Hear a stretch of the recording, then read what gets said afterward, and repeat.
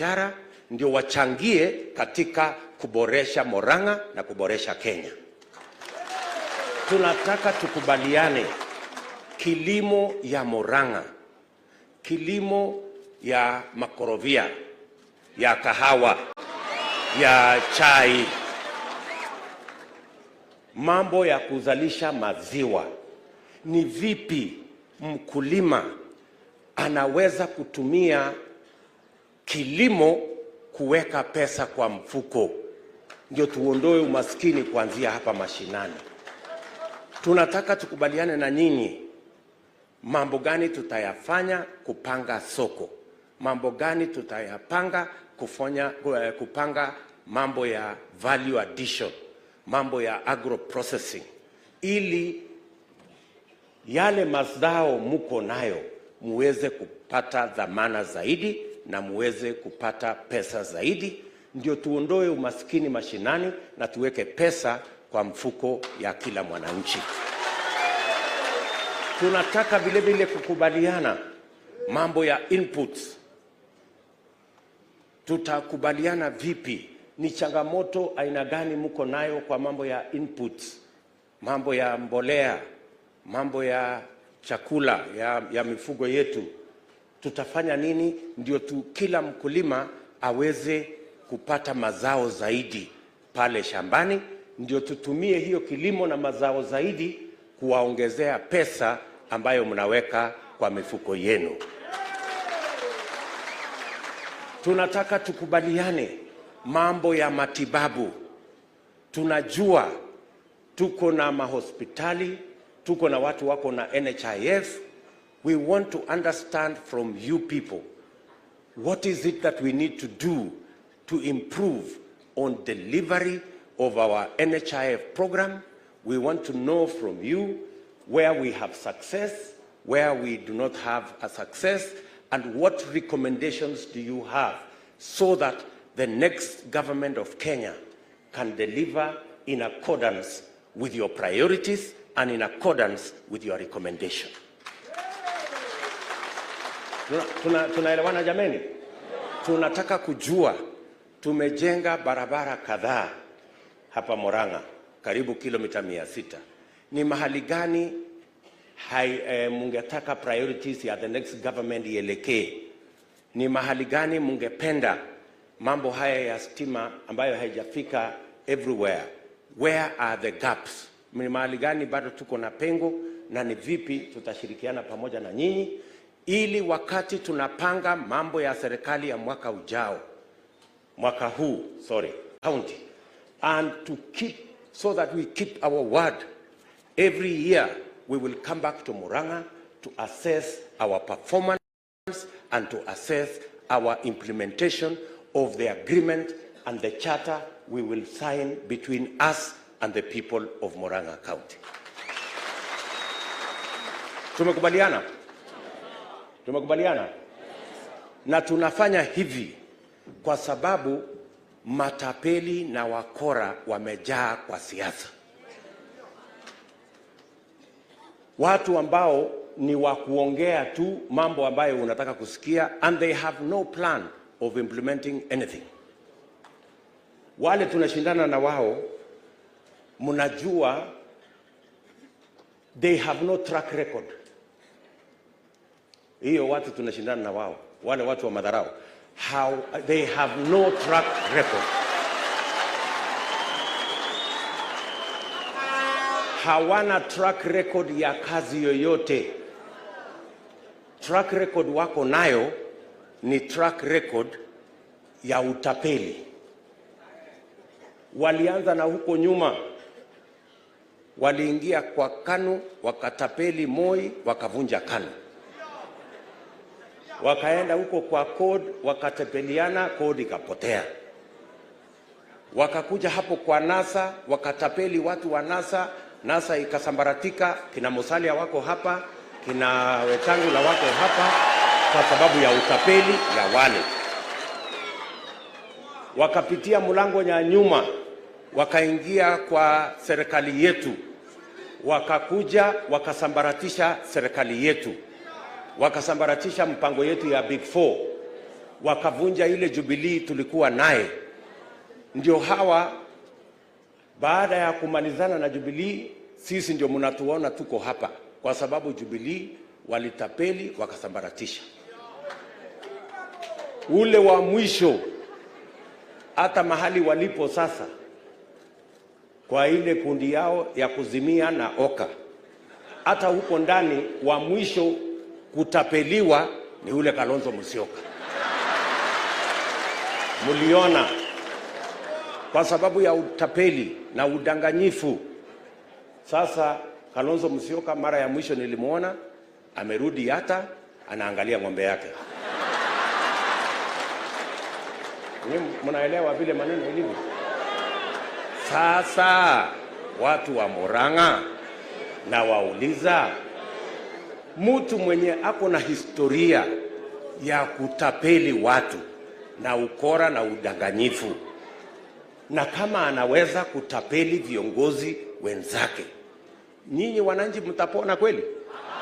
Muko na bahati? Muko na chenu pale? Kama anaweza kutapeli viongozi wenzake, si nyinyi mtahangaika na huyo jamaa? Na ndio tunasema kama Wakenya, yule Bob Marley alisema, you can fool some people sometime, but you cannot fool all the people all the time. So sasa siku ya kiyama imefika kwa viongozi wa kora, matapeli na wale wa kudanganya wenzao. We have a date with them on 9th of August. Ndio tuondoe kabisa once and for all siasa ya ukabila, siasa ya udanganyifu, siasa ya utapeli, siasa ya ukora. In one shot tutamalizana na wao tarehe 9 mwezi wa 8, so that we can free our nation, ili tufungue taifa letu kutoka minyororo ya siasa mbaya ya utapeli na ukora, na Kenya iweze kupiga hatua mahali ambapo tutainua biashara, kilimo ya kila Mkenya, and we can truly be the prosperous nation that we have always had the potential to be. So watu wa Murang'A tunawauliza, hapa hakuna haja ukifika hapa uanze kusema mheshimiwa fulani, no. Leo hapa tumekuja kuzungumza. So wewe wachana na protocol. Ukifika hapa useme ile tunataka Murang'A, hapa tuko na pendekezo hii, na sisi tutaketi hapa kusikiza mambo yenu. Sawa sawa? Si mmekuwa mmezoea mkitusikiza tukiwaambia? Leo tuko tayari kuketi chini na kusikiza vile mnatuambia. Tumeelewana watu wa Murang'A? Tuihamwe? Fio kabisa, pamoja. Bas, mimi nataka niwachie hapo, na nataka nifungue hii sehemu ya vile mnataka kutuchangia mawazo yenu na ideas mko nazo katika ile program yetu ya kuendesha taifa letu la Kenya. Asanteni sana, Mungu awabariki. We are here.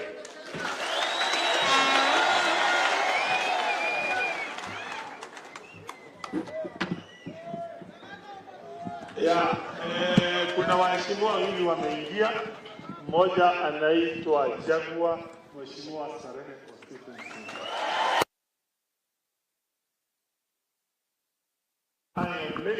Mheshimiwa kutoka Kagera anaitwa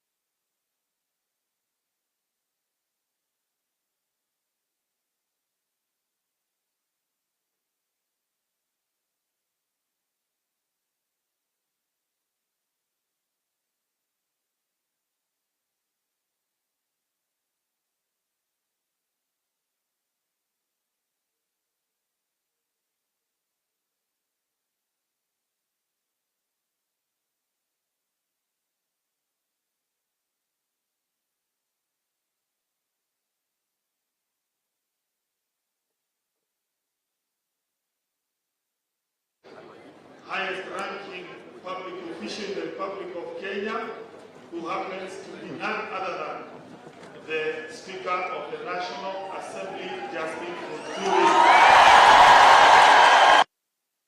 Okay, sawa, thank you. Your Excellency, not yet. So, say. It's okay.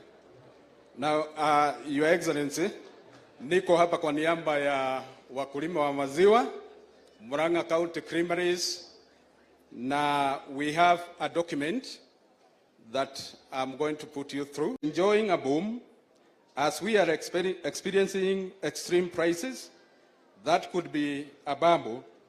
That's good in the short run, but not sustainable in the long run. Cost of production. Your Excellency, as a county, we would appreciate the government intervention in finding long-term solutions to the cost of production. If the costs of production are low, farmers tend to reap more returns. Further, when you get to power, Your Excellency, kindly zero-rate all importation duties on animal feeds, supplements, and other farm inputs. In the long run, we as a country need to build our internal sufficiency by incentivizing farmers to plant things like sunflowers and soya, etc. Additionally, the government needs to put in place sufficient quality control checks on animal feeds as the market is mushroomed by poor quality feeds. Government extension services.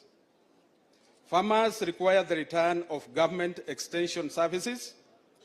These services are no longer available in most counties, either due to lack of technical officers or lack of facilitation. Most counties, including ours, have relegated the agricultural ministries to the archives with minimal or no financial growth when the county government fixed the minimum price of Kenya shillings 35 per litre of milk. Its effects transformed milk pricing in the entire country. GMR works, but we need it anchored and protected in law.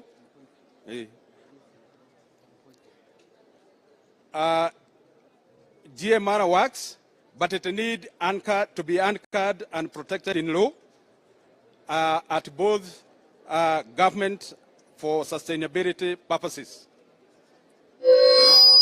We are alive of the impact of climate change. We are just exiting a prolonged drought episode where farmers suffered a lot. The government needs to assist farmers to build resilience and adaptation strategies such as water harvesting and ways of conserving fodder. As I had mentioned earlier, Your Excellency, I'm an elected representative of farmers at Murang'A County Creameries Cooperative Union. These are some of the areas we require national and county government in enhancing our capacity. We hope the infrastructure investment, instant chillers are the way to go. This is a shift from the county owned long duration milk chillers.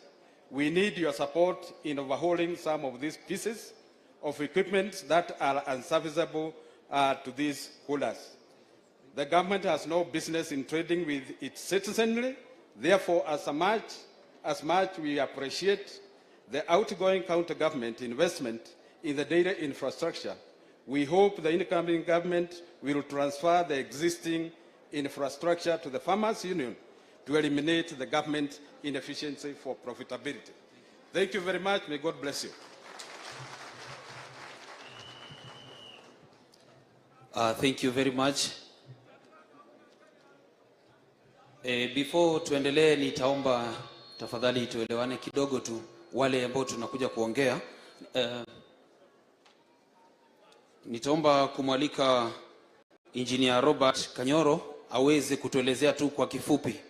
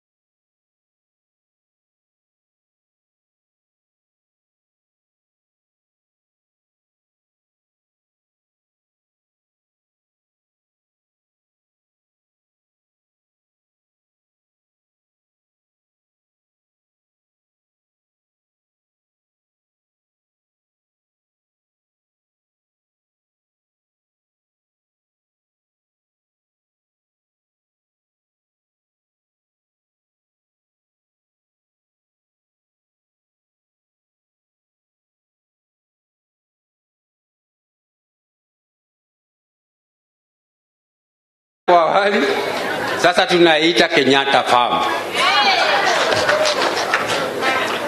Kenyatta Farm ni 7 times acreage yake ya kahawa wakati ule ya hii yangu 200 times hiyo. Kwa hivyo budget hii yangu upige times 7 hiyo. Hii nimekuambia kwanza upige times 10 times. Uingie hiyo ingine na hiyo ingine ni size ya hii. Kwa hivyo kwa kifupi location hiyo kulikuwa kuna mwagika kutoka kwa hiyo sekta ya kahawa close to 100 million annual kila mwaka. 100 million. 201, 202, 203, 205 kahawa kwisha. Ikiwa kwa miti hakuna mnunuzi, huwezi pata ya kuchuna, benki haiwezi pea wewe, sekta ime regime ngapi? Hiyo ya second na ya third. Gachagua na ya third. Ya third ni Kibaki na ya second ni Moi. Mkulima tu akilima kahawa yake sawasawa, wakawachilia wakashindwa kutafuta soko, ndio ikawa namna hiyo. Your Excellency, umejumulisha hiyo hesabu.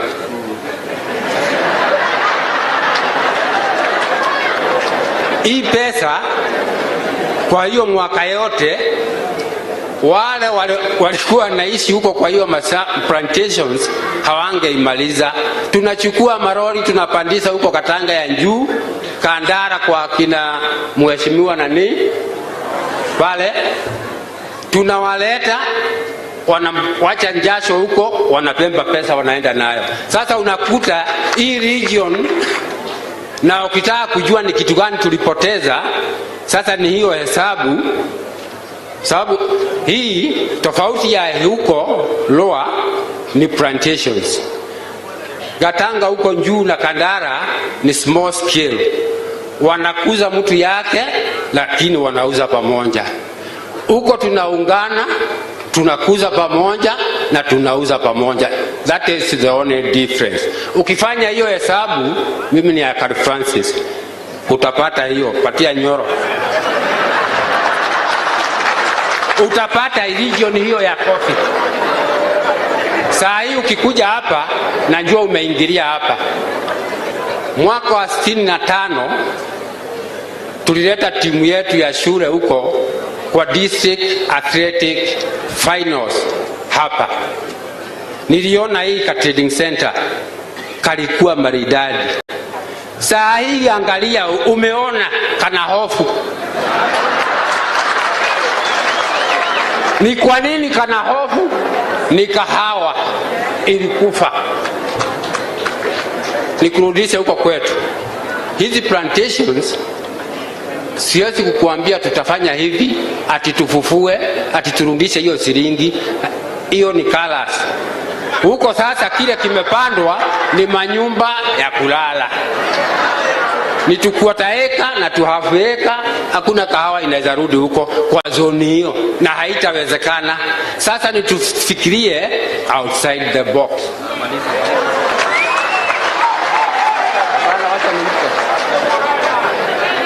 Niendelee.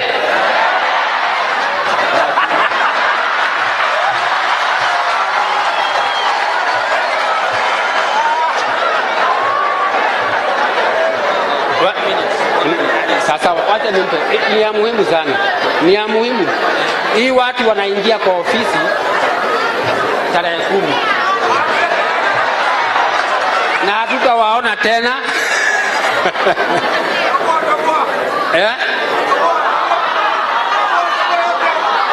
Your Excellency, najua una masaa, lakini nilisema nyinyi ni civil servants. Sisi kwa Kikuyu tunasemaga muthenya wangu ni wangu. Mwambie.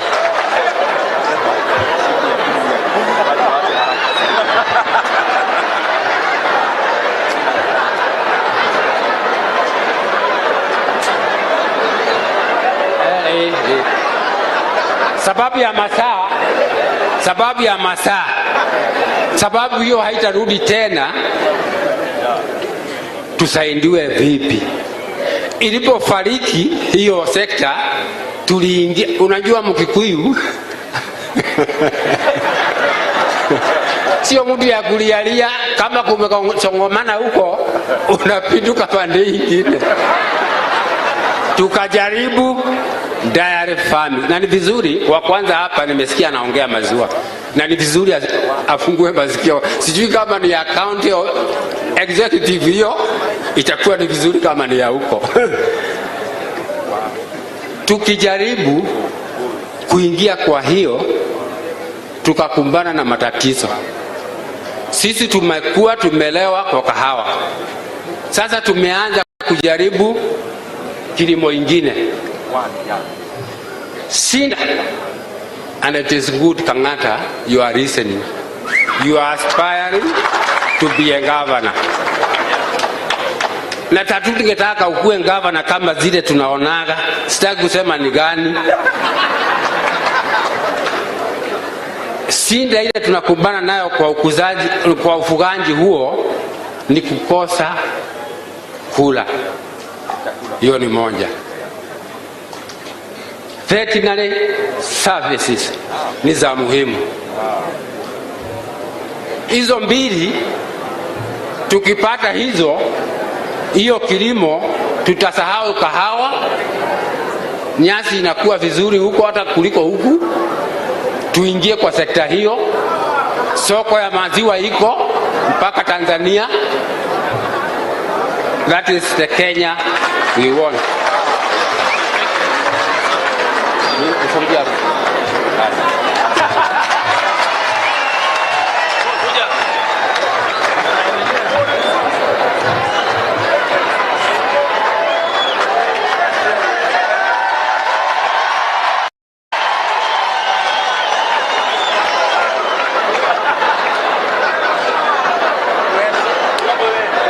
Asante sana Mzee Wilfred Kinyanjui. Ningeomba tumpigie makofi tu kwa heshima yake tafadhali. Asante sana. Basi nitaomba tuendelee. Nitamwalika T Farmer Mushuru Samuel. Mushuru Samuel, tafadhali.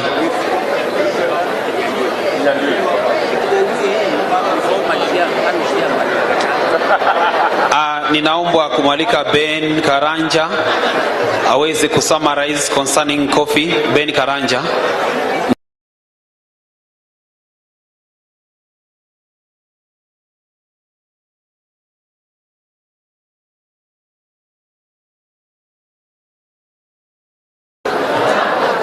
Naibu wa Rais na viongozi wa Kenya Kwanza, mimi yangu naongea mambo ya tea industry. Najua hata naibu wa Rais ako na factory. Mimi nimewahi kutembelea factory yako. Kwa hivyo nikiongea mambo ya tea industry naijua, nimekuwa director for 12 years. Tea industry tuko na shida ya fertilizer. Fertilizer iko juu sana. Ile ingine ya tea industry ni tax.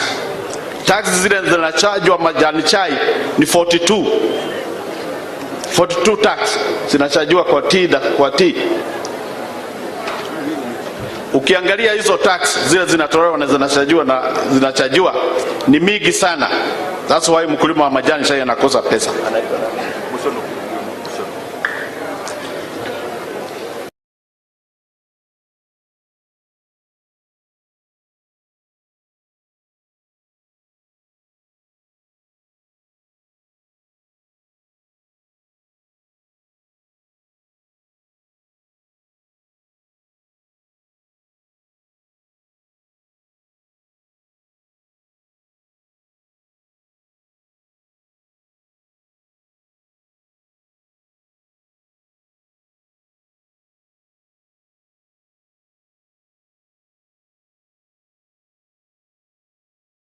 Auction bei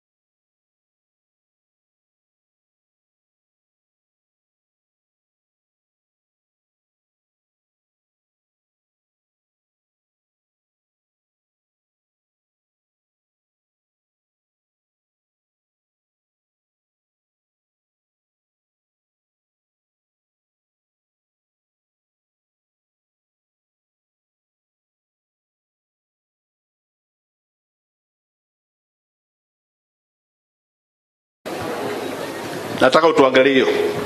Asante. Ngojea bwana Mushuno. Asante sana kwa mawazo yako na kwa wale waliotutangulia. Ningependa kukuambia na pengine niseme pia kwa ule mzee wetu wa kahawa bwana Kinyanjui ya kwamba tatizo ya fertilizer ama mbolea imekuwa hapo na tunaelewa ya kwamba bei ya mbolea imepanda, saizi imefika karibu shilingi 6,000. Mimi nataka nikueleze ya kwamba wakati pia wa 2008 mbolea pia ilikuwa imefika shilingi 5,000, lakini wakati huo tuliteremsha chini. Na mimi nataka nikuambie serikali yetu ya Kenya Kwanza tumepangia ya kwamba tutapunguza bei ya fertilizer kutoka 6,000 mpaka shilingi 2,500. Na tunataka kuhakikishia wakulima wetu wote hapa Murang'A na vile vile Kenya mzima ya kwamba hii fertilizer tutawapatia kupitia kwa cooperative zenu, na vile vile wale wako individuals tutawapatia vile vile, lakini kwa bei ambayo itakuwa imepunguzwa gharama na serikali. Hiyo ni jambo la kwanza. Jambo la pili, mnaelewa ya kwamba tulikuwa na sheria ambayo ilikuwa bunge, ambayo ilikuwa ya kusaidia wakulima kupunguza mambo ya taxes na mambo yale mengine. Kuna watu fulani waliopeleka hiyo sheria kotini, na wengi wao ni watu ambao hawataki tufanye value addition. Mimi nataka nikubaliane na wewe ya kwamba it is unstrategic kuwa tunauza chai yetu in bulk kwa auction. Nakubaliana na wewe ya kwamba kama serikali ni lazima tuwe na mpango ya value addition. Tufanye ushirika na wakulima na tufanye ushirika na makampuni ambazo zitakuwa na shareholding ya wakulima, ndio tuweze kufanya ile inaitwa packaging value addition, ndio ile bei inayofikia mkulima isiwe ni bei ile ile ya $2, $3 kilo moja ya chai. So nakubaliana na wewe ya kwamba we need a value addition mechanism.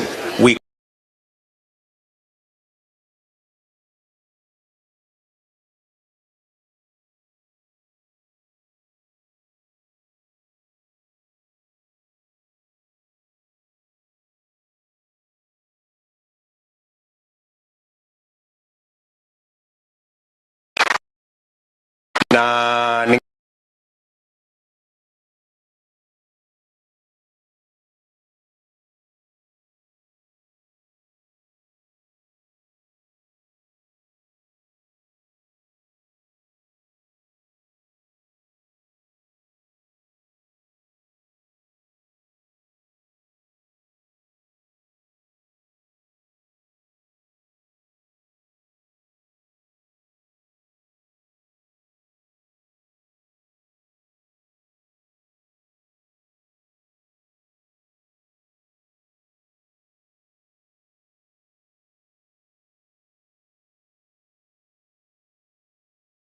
Thank you very much. Just hold on, Bwana Mchuno. Bwana Mchuno, mimi ni Mchuno Yeah. Mimi ni madividi Mdavadi. Nataka unielemishe kidogo. Umesema kuna 42 different taxes. Kwa tea. Unaweza fafanua tu kidogo zile ambazo zinakera zaidi? Maybe nikuletee into detail. Lakini in detail, lakini kwa kifupi labda 2-3 ambazo zinakera zaidi. Unaweza eleza kidogo? Zote zinakera hizo 42. Hakuna ile haikeri. Zote zinakera. Okay. Haya. Okay. Asante sana. Thank you Bwana Mshono.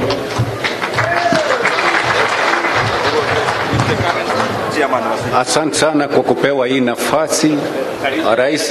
Rais wetu wa 5 to be Dr. William Samoei Arap Ruto na timu yake ambaye ni strong sana, ile ambaye sisi huombea kila siku ndio wapate ushukani ya kuongoza hii nchi, tupate kuona mbele. Mimi naongea tu juu ya low production of coffee, na hiyo rais wetu wa 5 amejibu. Poor prices ya kahawa, hiyo tungetaka tuangaliliwe. Pia mafactory ile iko Murang'A ni mingi sana, na ni ile ya mwaka wa 63, na hiyo mashini zote zimeharibika. Minanda ni ile ambao tungeomba ile serikali itakuja tuwekewe minanda ya chuma na mashini zote tubadilishiwe, ndio tuweze kulima vizuri. Pia tunaye hii union ya Murang'A ambaye iko hapa kwa Dede Nyoro, ambaye huongea mambo yake sana, na tunajua hii timu vile iko tight. Hiyo mashini itakuwa revived, kahawa yote ya Murang'A tuiweke hapo na tuiuze direct. Hatutaki mtu ya kando kando ndio tuweze kupata pesa. Vile nazungumza, vijana wetu wale tunao hawezi kulima kahawa, manake wanatufanyia hesabu, wanaona ile pesa tunalipwa, wanawachana na kahawa. Wengine wamekimbilia pombe, wengine hawana kazi, wengine hata wamesoma sana wako nyumbani. Kile tungekuomba ukirevive kahawa. Kahawa ni kitu, ni miti ambayo inapea watu wengi sana kazi, sana sana hii Murang'A. Kahawa ikiamuka iko kazi mingi ya kufanyiwa, ambaye vijana wetu watapata kazi ya kufanya, na hii ukora mingi na kukunywa pombe ovyo itakwisha. Kuna aibu sana watu ukitembea ploti nyingi sana, vijana wetu wanalewa saa moja, lakini kahawa ikiamuka hii mambo ya pombe itakwisha na waweze kuweka kitu kwa mfuko.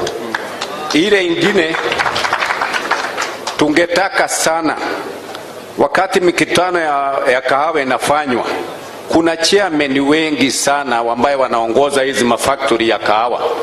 Sisi hatuuzwishwi kwa hii mikutano, inaenda watu maprofesa, na sasa sisi tukiwa huko tunashindwa.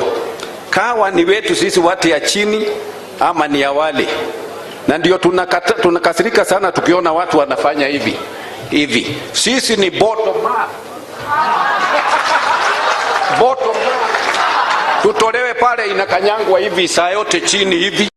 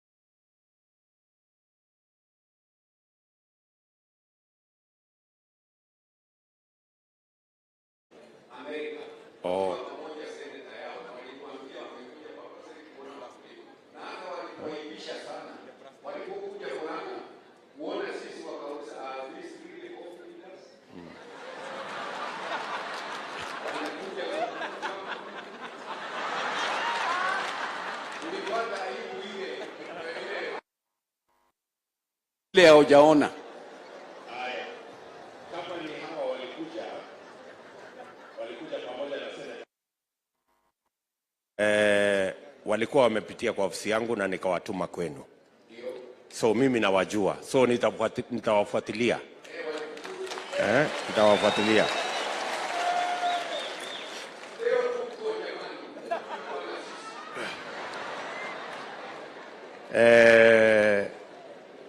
So umesema bei ikifika hapo 100 kwa kilo.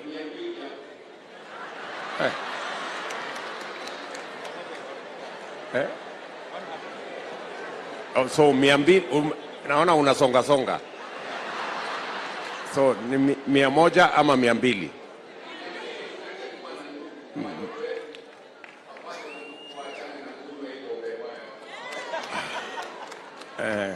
Okay, mzee Ben. So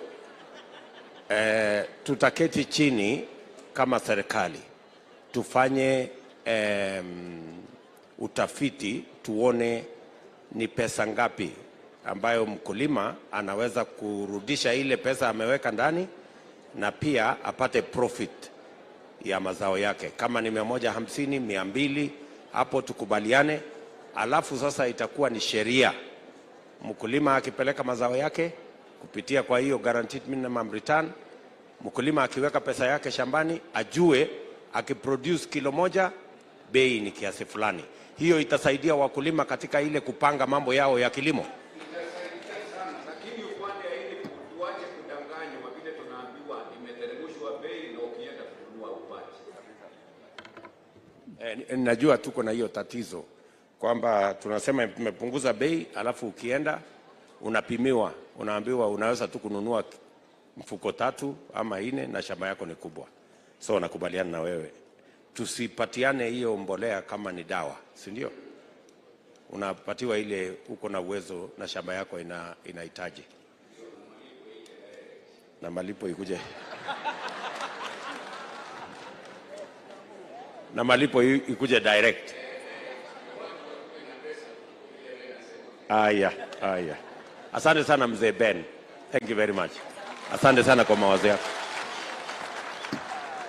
Nitaomba sasa kumwalika mkulima wa avocado Gerald Mureu, atafuatwa na mkulima wa ndizi Samuel Njimba Maina.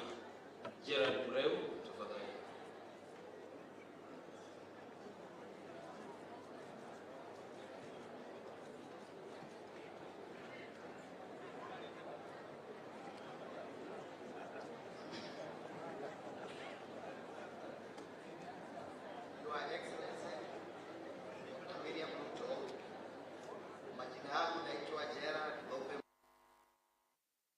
Tanga constituency wadi ya Gatanga, na mimi ni mkulima wa parachichi, yani avocado. Murang'A County huwa inaongoza sana kwa ukulima hii wa parachichi, kuanzia pande za chini, that is lower Murang'A, mpaka hapa Murang'A. Tunapitianga masaibu mengi sana wakati tunapolima hii matunda. Kama bei ni baya, mazao inacheleweshwa kwa shamba, inaharibika, wadudu wanatusubua uko shambani. Mbegu ambazo tunazolima saa hii si zile nzuri, kwa sababu hatuna elimu mzuri ya kujua ni gani mzuri ya huko chini, ni gani mzuri ya huko juu.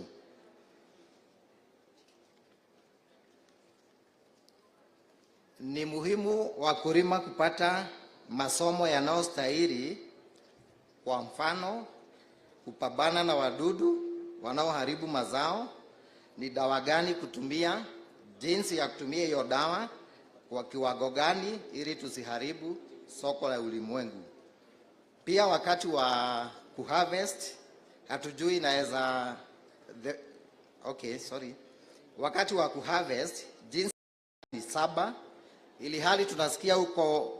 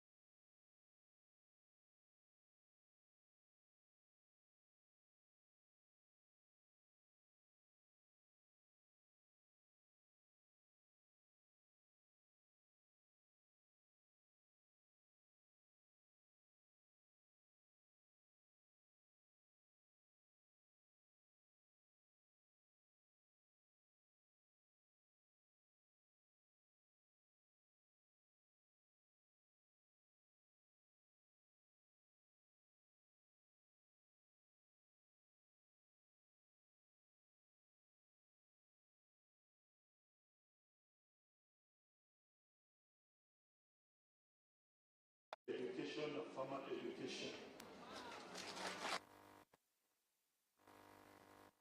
Tutatafuta an investor ambaye atakuja aweze kukaribia zile tunaita avocado growing sub counties, aweze kufanya ile inaitwa value addition.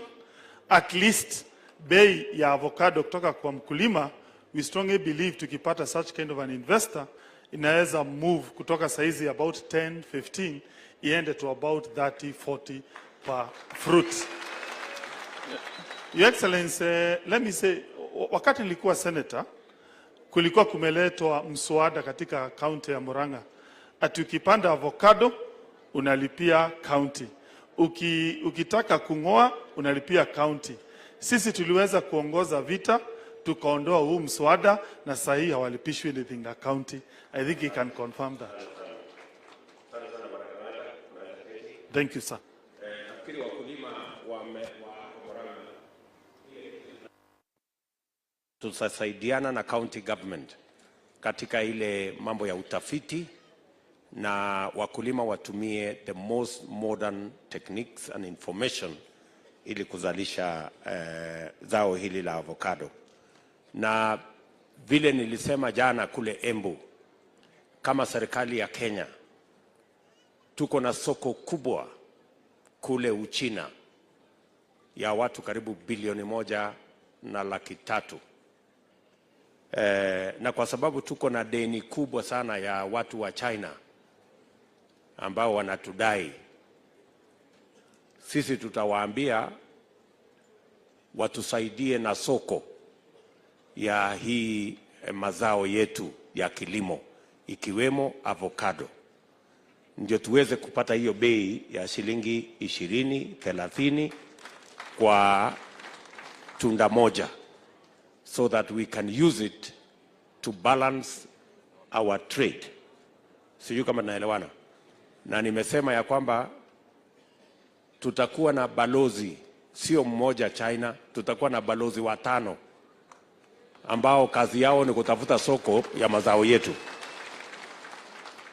ndio tuweze kufaidika na hiyo watu karibu 1 bilioni kule China. Na ili hii deni ya China isitusumbue, tutafute namna ya kulipa, na njia ya kulipa ni watufungulie soko yao, tuuze huko makorofio, tuuze chai, tuuze kahawa, ndio tupate pesa ya kulipa madeni, ama namna gani? Si ndio? So that's the commitment I have, that as Kenya Kwanza we will expand market for all our produce, whether it is coffee, whether it is tea, whether it is milk. Jambo la mwisho katika ile mpango ya value addition, mimi ningependa my brother hapa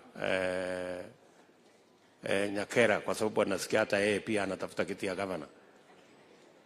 Hiyo mpango ya value addition, bwana Nyakera, wewe uko na unaweza kuambia nini wakulima wa makorofio, makorofia ama barachichi ama avocado? Asante sana, Your Excellency. Huku Murang'A, we have about 96,000 homesteads. Zile ziko na makorofia. Almost about 2 million trees. Maanisha ile export yenye inafanyika, actually avocado ndio number 2.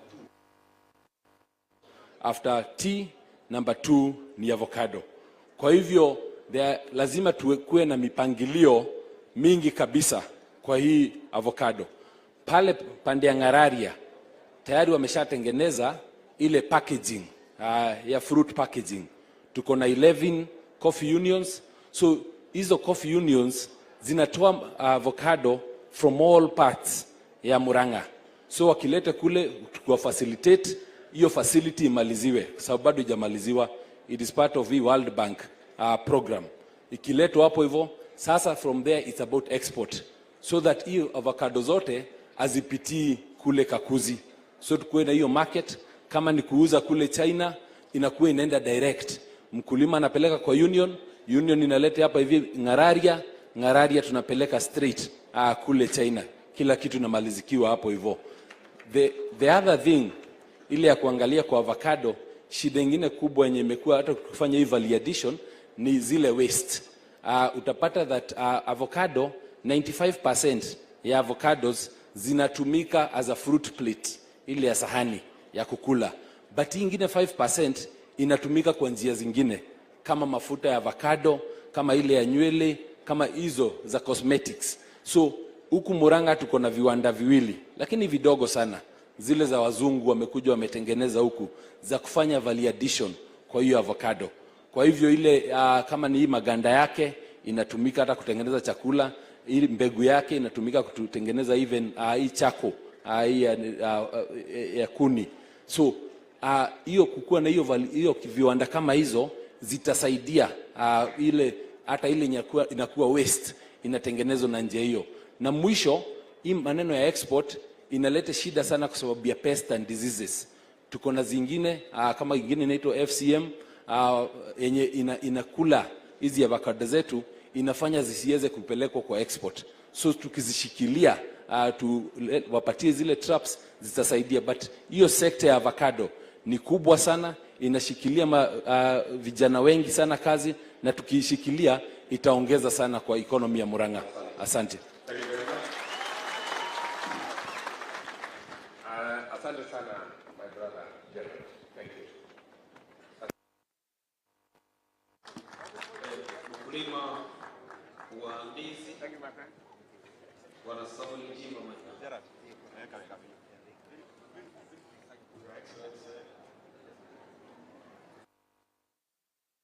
Of Kenya, your deputy Brigade Gachagua, my sitting MP Mamaua, and aspirants.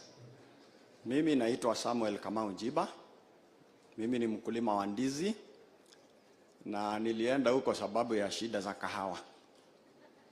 Kwa hivyo tulijipanga kidogo na tuko na primary cooperatives za ndizi pahali pote Murang'A in all the sub-counties. Na mimi ni member wa board ya union ya bananas Murang'A. Shida sio nyingi za ndizi sababu we know it is a food security crop. Na tumetembea kwa muda mrefu na hizo maneno za ndizi, but we need more to be done in value addition.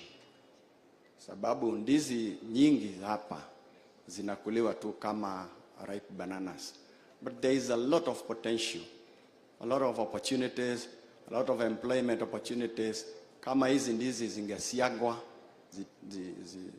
converted into unga, ambao it is very healthy and it can even be used for other purposes.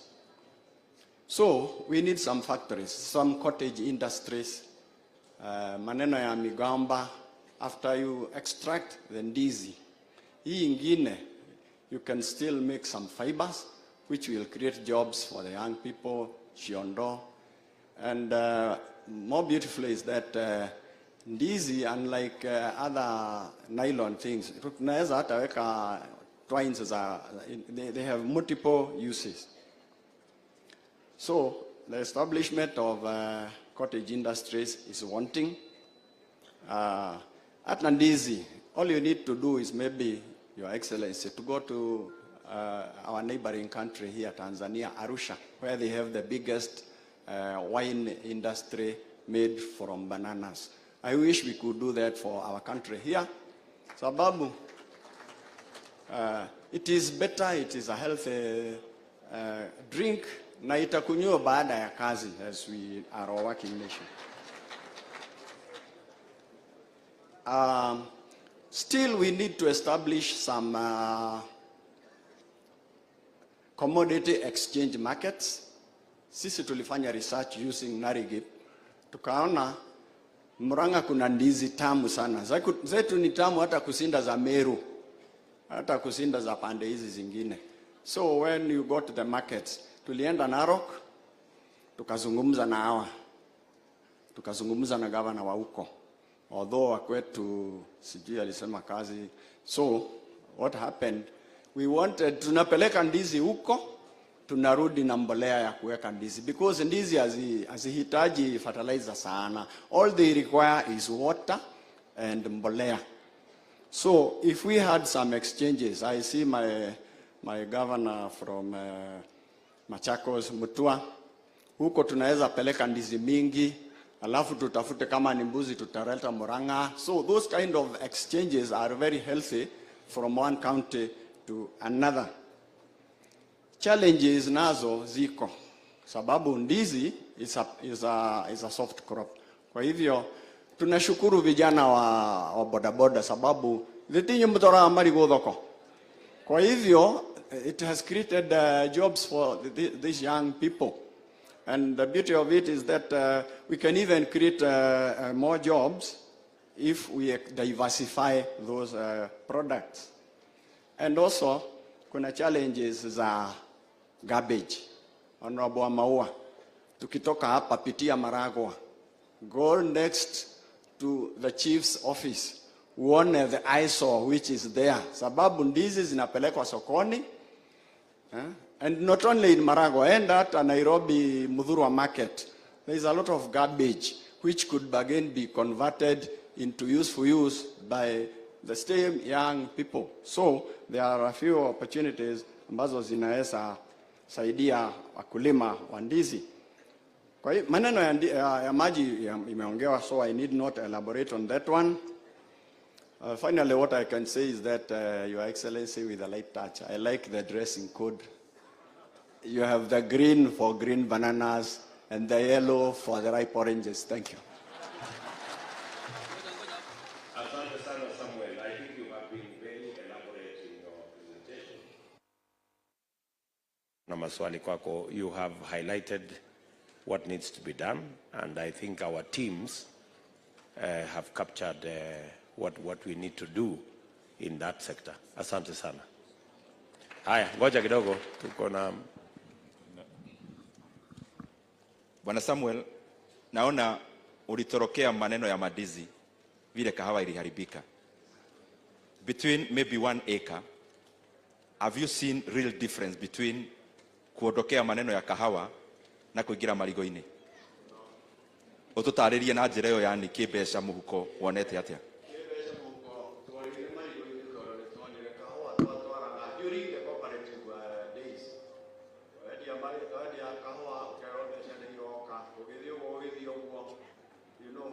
There was no money. In fact, it was even difficult to establish societies, cooperatives. Sababu walikuwa wanasema, "Ndio hii shinoka ile ya kahawa."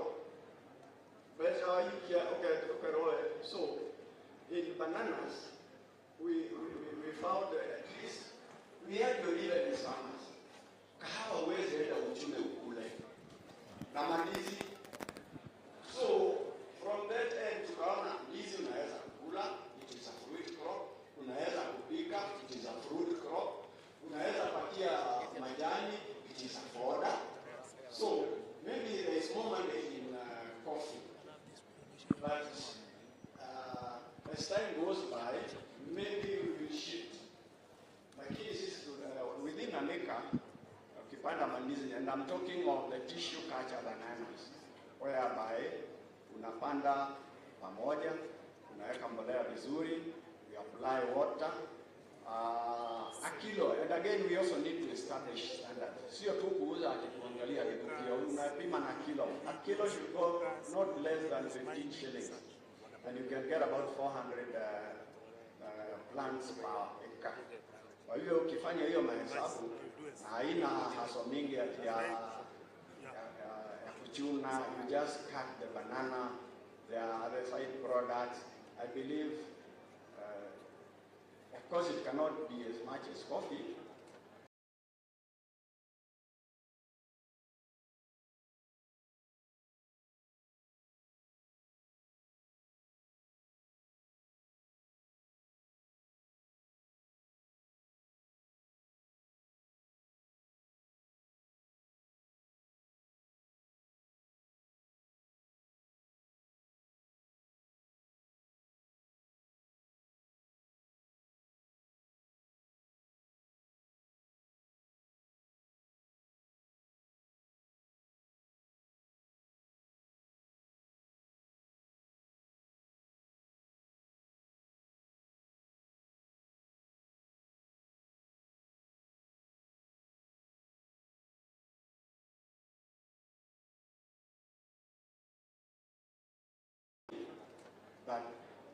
Alternatively, it has the safety.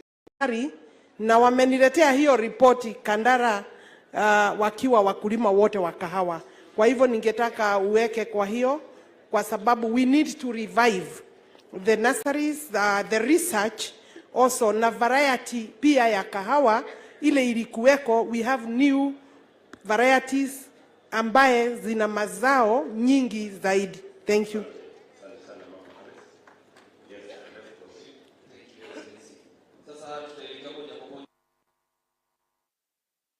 Mwanadada Frida Waithera atafuatwa na bodaboda sekta Njoru, alafu vile vile mama mboga Christine Wambui. Kwa hivyo mkae tayari.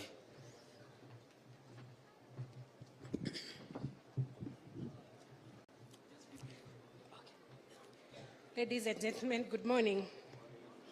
I am Frida Waithera, Association of Matatu Operators, Murang'A County Chairperson and Mount Kenya Coordinator. I'm going to be brief, straight to the challenges we face as an industry. The Matatu industry is treated with untold disdain and contempt, grossly underrepresented in legislative and regulatory bodies, lack of industry engagement and partisan government interventions, poor maintained roads, and fluctuating fuel prices. What we hope Kenya Kwanza government will address is to recognize and embrace the industry as a key player in the economy, to courteously and bipartisan engage us in formulation and implementation of government programs for inclusion of Association of Matatu Operators members in legislative processes and nominations, for example, in the Senate, in the Parliament, and in the county assemblies, for inclusion of AMO members in regulatory bodies, for example, NTSA, NAMATA, EPRA, IRA, NHIF, and SSF.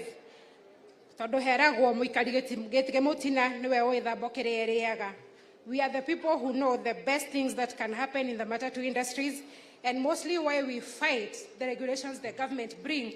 It's because we feel that we have not been recognized, and that the problems we face, there is no one who listens to us. It is our hope that this will initiate a conversation that uplifts the Matatu sector and place it on the high pedestal as it deserves under the Kazi ni Kazi slogan. God bless Murang'A County. God bless Kenya.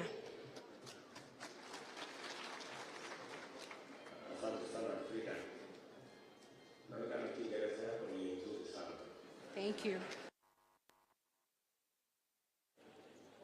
Kwa sababu ya wale wengine wote, so umesema ya kwamba ungependa serikali ishughulikie mabarabara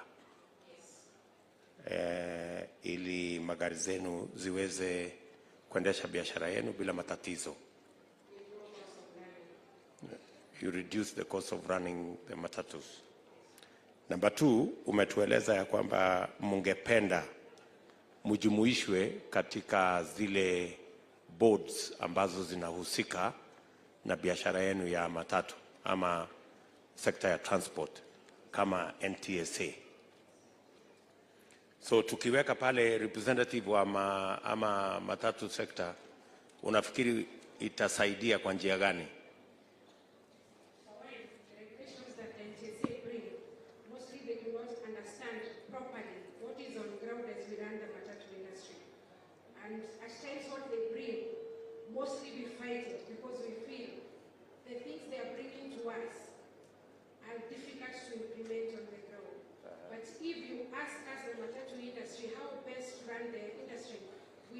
With the people who are running the NTSA, we can have a very good matatu sector and a well-performing one.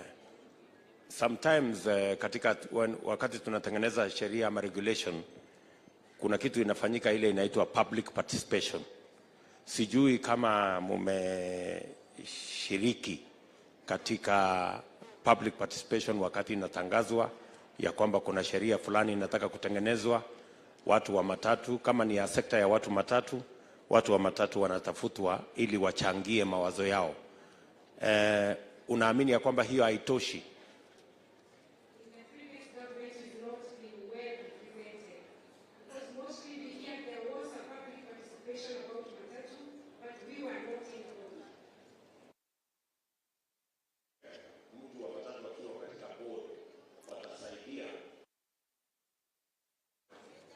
Contribution ya watu wa matatu katika ile sheria ama regulation itakuwa a jambo. They will participate more because they have one of their own in the board. Okay.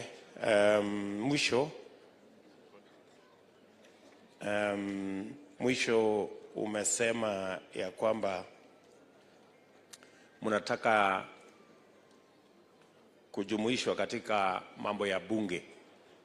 Ungetaka pengine watu wa matatu waingie kwa Senate.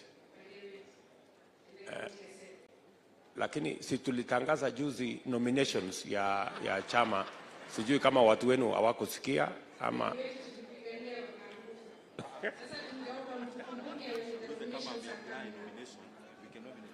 haya. Saa hizi tumetangaza kama chama nafasi ya nominations kwa county, kwa National Assembly, kwa Senate.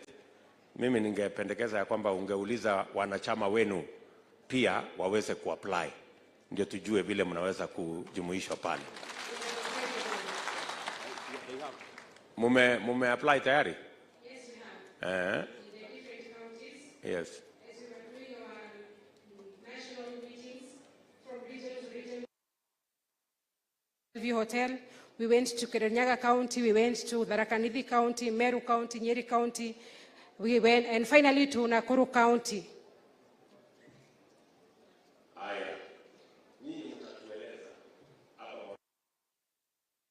Tueleza kwa sababu unajua pale mkiapply hatutajua ni nani wa matatu, ni nani wa sekta gani.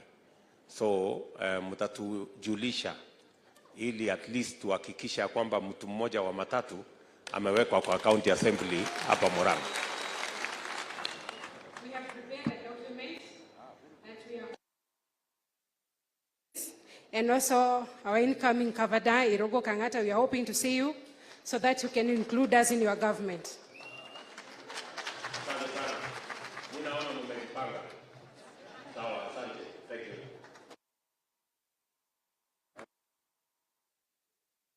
Boda boda Njora,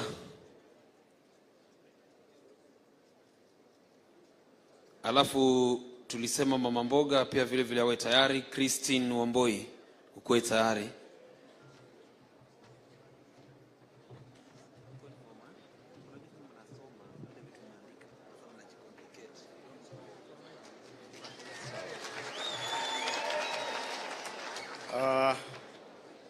Asante sana.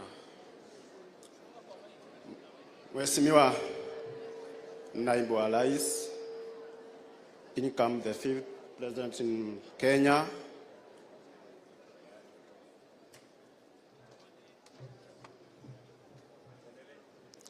Mheshimiwa Naibu wa Rais,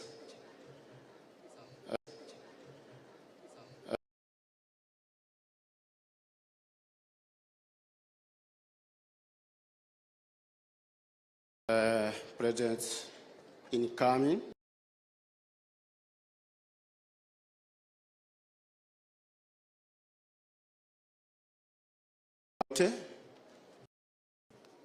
na tukiwa hapa kama wanabodaboda tunawajuanga tunakuwa na challenge kubwa sana, pia kwa serikali, pia huko mitaani. Lakini Mheshimiwa Naibu wa Rais,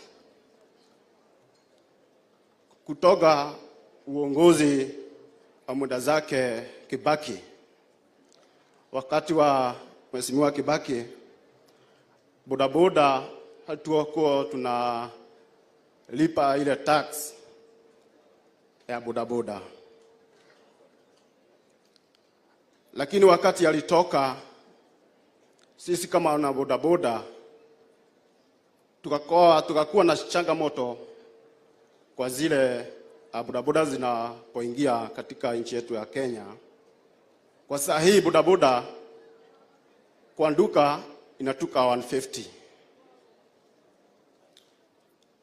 Kwa hivyo ukiangalia hiyo, mwana bodaboda amefinyiliwa sana. Ile ingine, mheshimiwa, serikali yako ya Kenya Kwanza, kwa sababu tayari umekalia kiti, tungeomba hiyo maneno irudi pale Kibaki atuachia kwa uwezo wa Mwenyezi Mungu. Mwenyezi Mungu.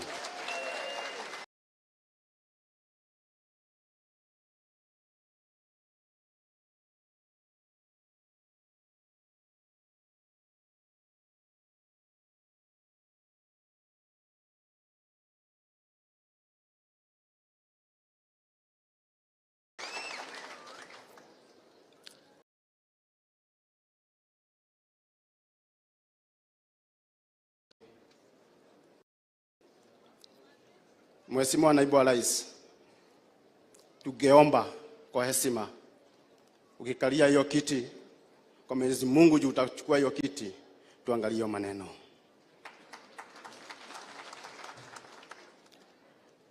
Mheshimiwa Naibu wa Rais, kwa saa hii uchumi iko chini sana. Tuko na cartel ya bodaboda. Saa hii mwana bodaboda kuchukua pikipiki yake anafaa kuwekelea 1500,000. Na sasa huyu mtu akilipa na miaka 2, akimaliza kulipa amekuwa amelipa kama 200 plus. Tungependa Mheshimiwa Naibu wa Rais,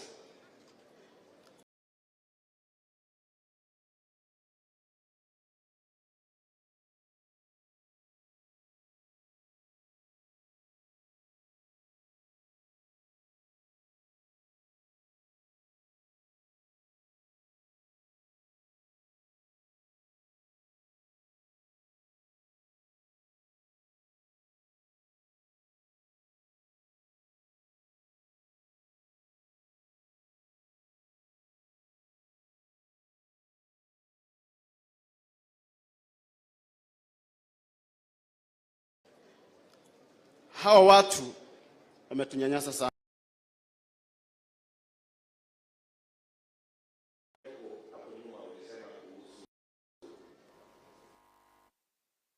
$15,000. Hebu tueleze hapo kidogo, sikuelewa.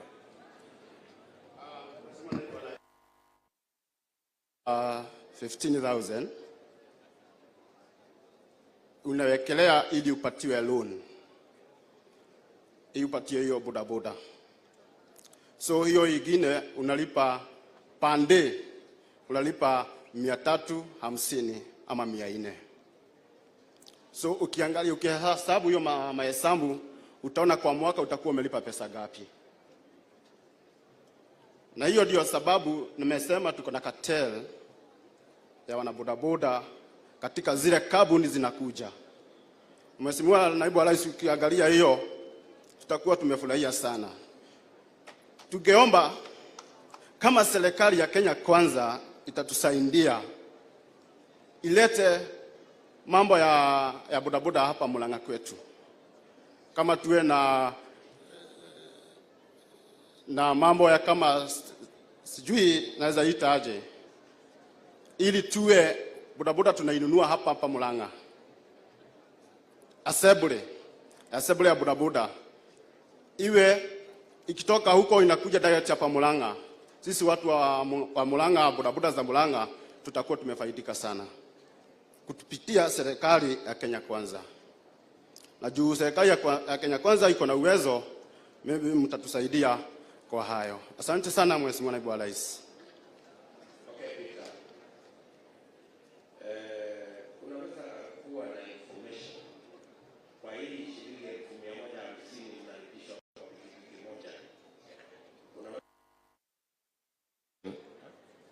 nikia taxes ama ushuru kwa hiyo 150 ni kama pesa ngapi? Sijui kama uko na hiyo information.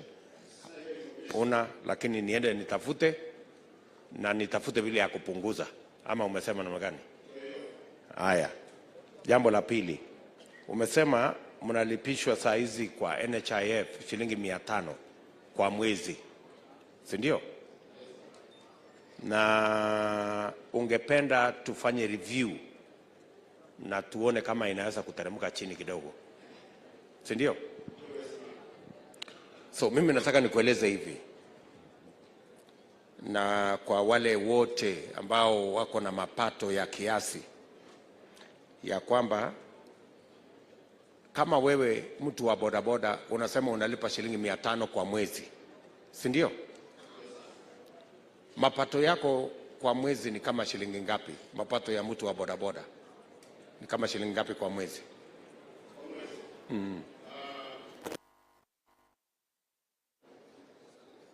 Juu sasa kazi yetu ya bodaboda kunalingana na wakati wa kazi. Kama kuna kazi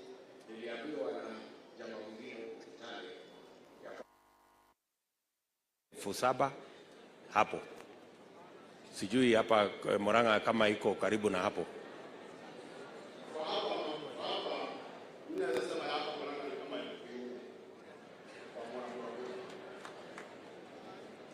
Karibu shilingi 4,000. So Murang'A 4,000, Kitale 7,000 hapo katikati.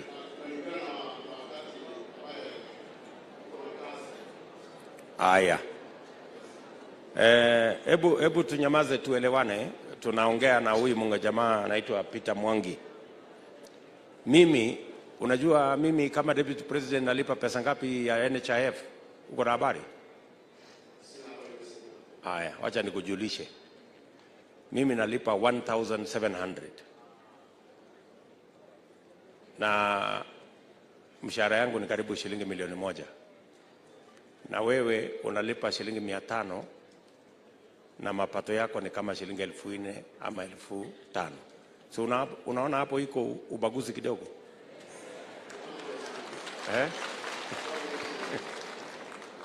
So mimi nataka nikwambie tumebadilisha sheria.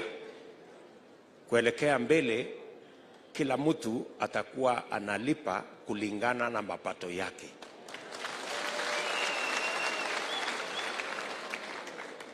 Kama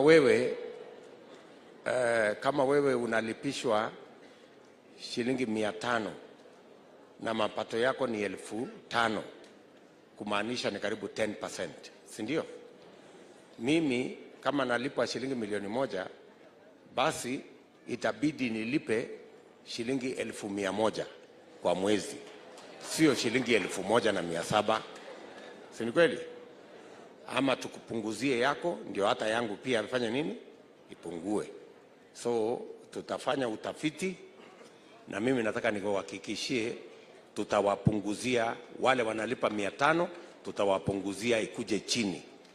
Tutakubaliana kama itafika shilingi 200 ama itakuwa 300, hapo karibu na hapo ndio hata mimi niweze kulipa zaidi. Si namna hiyo?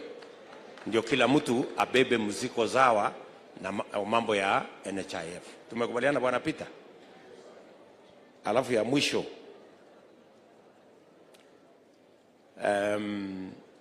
umesikia ya kwamba kama Kenya Kwanza tumesema tutatoa bilioni 50 kwa wafanyabiashara wa chini. Sasa wewe ambaye ukilipa hiyo shilingi 15,000, ukiona baada ya mwaka 1.5 ukilipa kwa ile 480, utakuwa umelipa shilingi 1,250 kwa ile bodaboda ambayo ilikuwa ya shilingi 1,130 hivi. Si namna hiyo? So tutawapatia pesa, mkijipanga kwa sako, tutawapatia pesa ambayo interest yake ni 5% peke yake. So ukikopa 130,000, baada ya miaka miwili utalipa 245,000. Hautalipa hiyo 200,000. Tunaelewana Peter? Itasaidia watu wako wa bodaboda ama unaona itakaa namna gani? Mtakaa chonjo? Mtakuwa mambo yenu, ile pesa ungelipa kwa wale watu ambao ni makatel, sasa utatumia kuweka kwa mfuko yenu kama wakulima, kama wana bodaboda. Tumekubaliana? Asante sana. I don't know what anybody else has.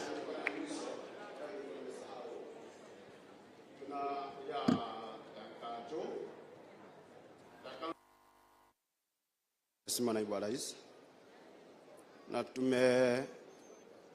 tuko na Mheshimiwa Kang'ata, tuko na Mheshimiwa Nyakera. Hii mambo ya Kajo inatusubua sana Mheshimiwa Naibu wa Rais, kwa sababu kwa bodaboda within 10 years inapadaga, ifika wakati wa siasa inateremka. Siasa zimeisha, inapanda bila sisi kama wana bodaboda kujulishwa. So tungependa pia county government itusaidie, ikipanga mambo ya bodaboda wanatualika mahali pale ili tuweze kuelewana na wao.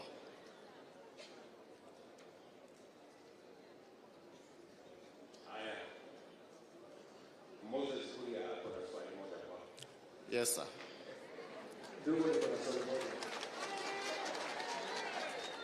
Tumesema hiyo insurance ya NHIF mnalipa 500.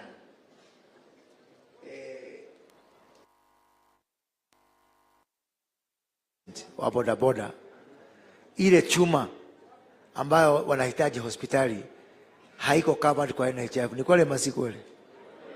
Si ni kweli? Sasa sababu serikali iko hapa yote ya kesho, ni vizuri tukiangalia vile tunaweza kufanya hiyo cover ya NHIF pia iweze kukava hiyo chuma. Asante sana. Yeah. Your Excellency, ningetaka kuongea mambo inahusu NHIF ambayo inahusu watu wa kawaida. Katika kampeni zetu za UDA, Your Excellency, tumepatiana a pledge ya kwamba tutaweka pesa kando. Wale ambao hawawezi afford NHIF, watu wa kawaida, watanunuliwa pesa na serikali ya UDA ya Murang'A County. And the reason why we think hiyo scheme ni possible is because of this. Ukichukua kama county government, let's say 300 million, ulipe NHIF. Hiyo si pesa ambayo imeenda kabisa. Wakati watu watakuja kwa public hospitals, waitishe huduma, county government itaenda i-claim back hiyo pesa kwa NHIF. So it is a very sustainable program. So tafadhali, we give you a pledge as UDA Murang'A County Government, tutamsupport mambo inahusu NHIF.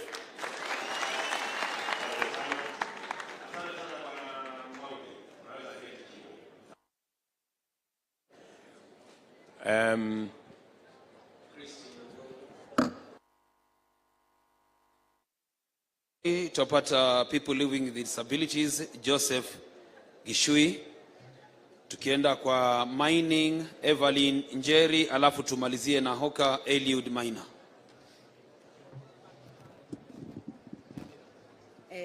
Sina mengi ya kusema, lakini ile nataka utuangalilie sana ni mambo ya uchumi. Mimi ni mama boga, naongea kama mama boga.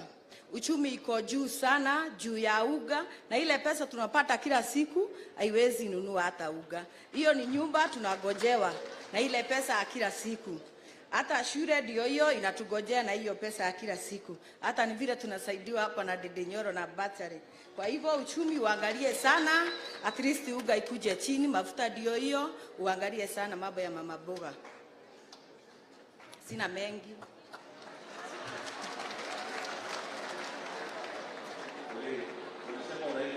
Waboi. Nasimama Waboi. Watu wanafanya sekta yako ya bodaboda, mama mboga. Hapa Murang'A, naamini ya kwamba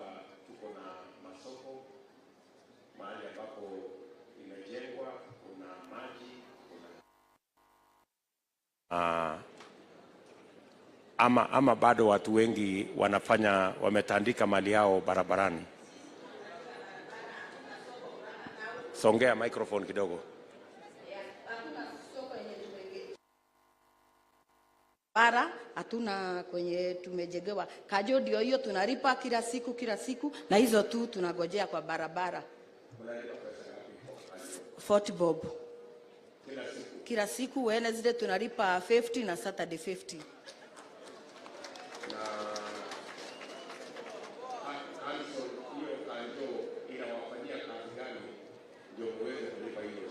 Hata hakuna kazi wenye wanatufanyia. Siku moja hata Dedenyoro Kang'ata watembee tu Murang'A town wajione. Hakuna kazi yenye tunafanyiwa. Mimi nauzia pale Murang'A town. Tu wakuje watembee tu siku moja wakuje wakuletee ripoti. So ungetaka serikali ijenge soko? Tujenge pahali at least tutoke chini tuingie. Unajua hata sisi tunaweza tu penda kukaa kama kwa duka. So, mimi nataka niwahakikishie hivi. Tumesema kama serikali ya Kenya Kwanza, kila shopping center tutakuwa na standard market ambayo tutafanya kazi. Na mimi nataka ni wale ambao wanatafuta viti ya governor wanisikize.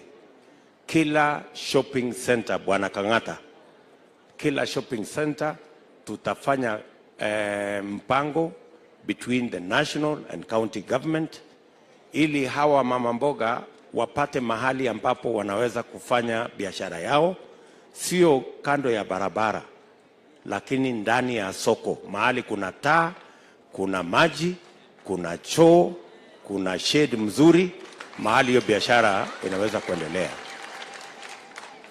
Mimi nataka nikuulize uanze kutafuta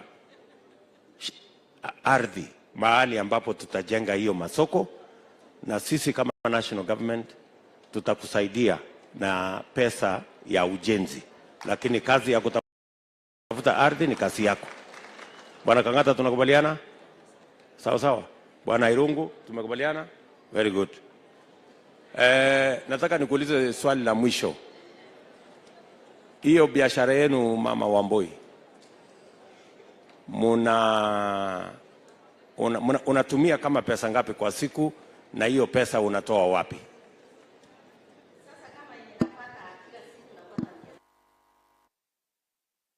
Na hiyo 500 naenda na uga, lazima nitoe za maziwa hapo, nyumba ndio hiyo inanigojea, shule ndio hiyo. Hakuna pesa hapo tunapata, kwa hivyo uchumi iko juu.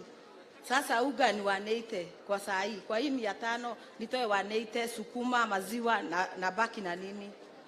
Hakuna.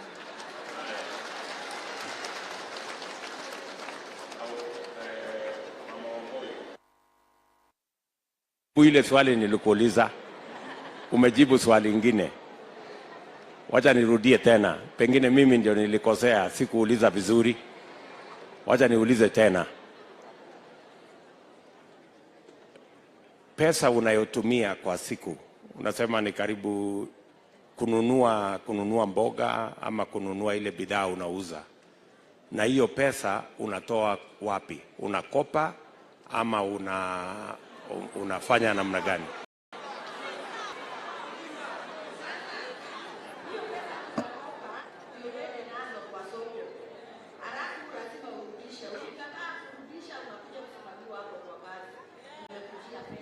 Unasimamiwa na nani?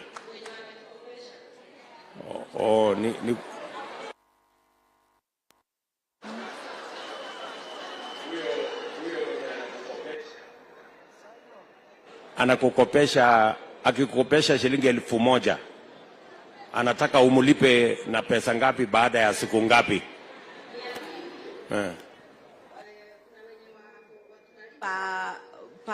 Per week mpaka mwezi ishe. Pesa za mtu hawezi fikisha nazo 1 month, lazima urudishe. Kwa hivyo zenye tunapewa unakaa nazo 1 month.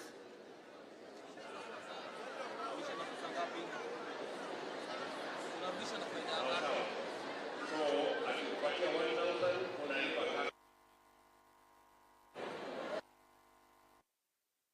juu. Kwa mwezi mmoja. 20% a month. Kumaanisha ya kwamba kwa year ni karibu 250%. Sasa ungependa ndio tukusaidie na hiyo pesa.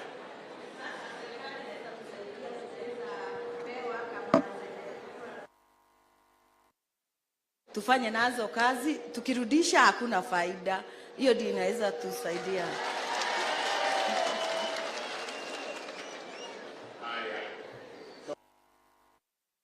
Ya pesa kwa sako yenu. Mko na sako? Mko na sako. Tukiwapatia pesa na mturudishie na 5% baada ya mwaka moja. Hiyo itakuwa sawa. Hiyo iko sawa. Kwa sababu ni bora kuliko ile 20% per month. Haya. Okay, Mama Wambui. Haya. Nyoro Kang'ata nisaidie. Asante sana. Kwa sababu ya muda tutaweza kupata watu wawili peke yake ambao watamalizia. Mmoja atakuwa ni wa youth na mwingine atakuwa ni Hoka. Youth itakuwa represented na Eunice Ndungu, alafu Hoka Eliud Maina atatufungia. Wale wengine ambao walikuwa tumewataja mtapeana memorandum zenu kwa mheshimiwa, alafu zitafika kwa ofisi. Asante.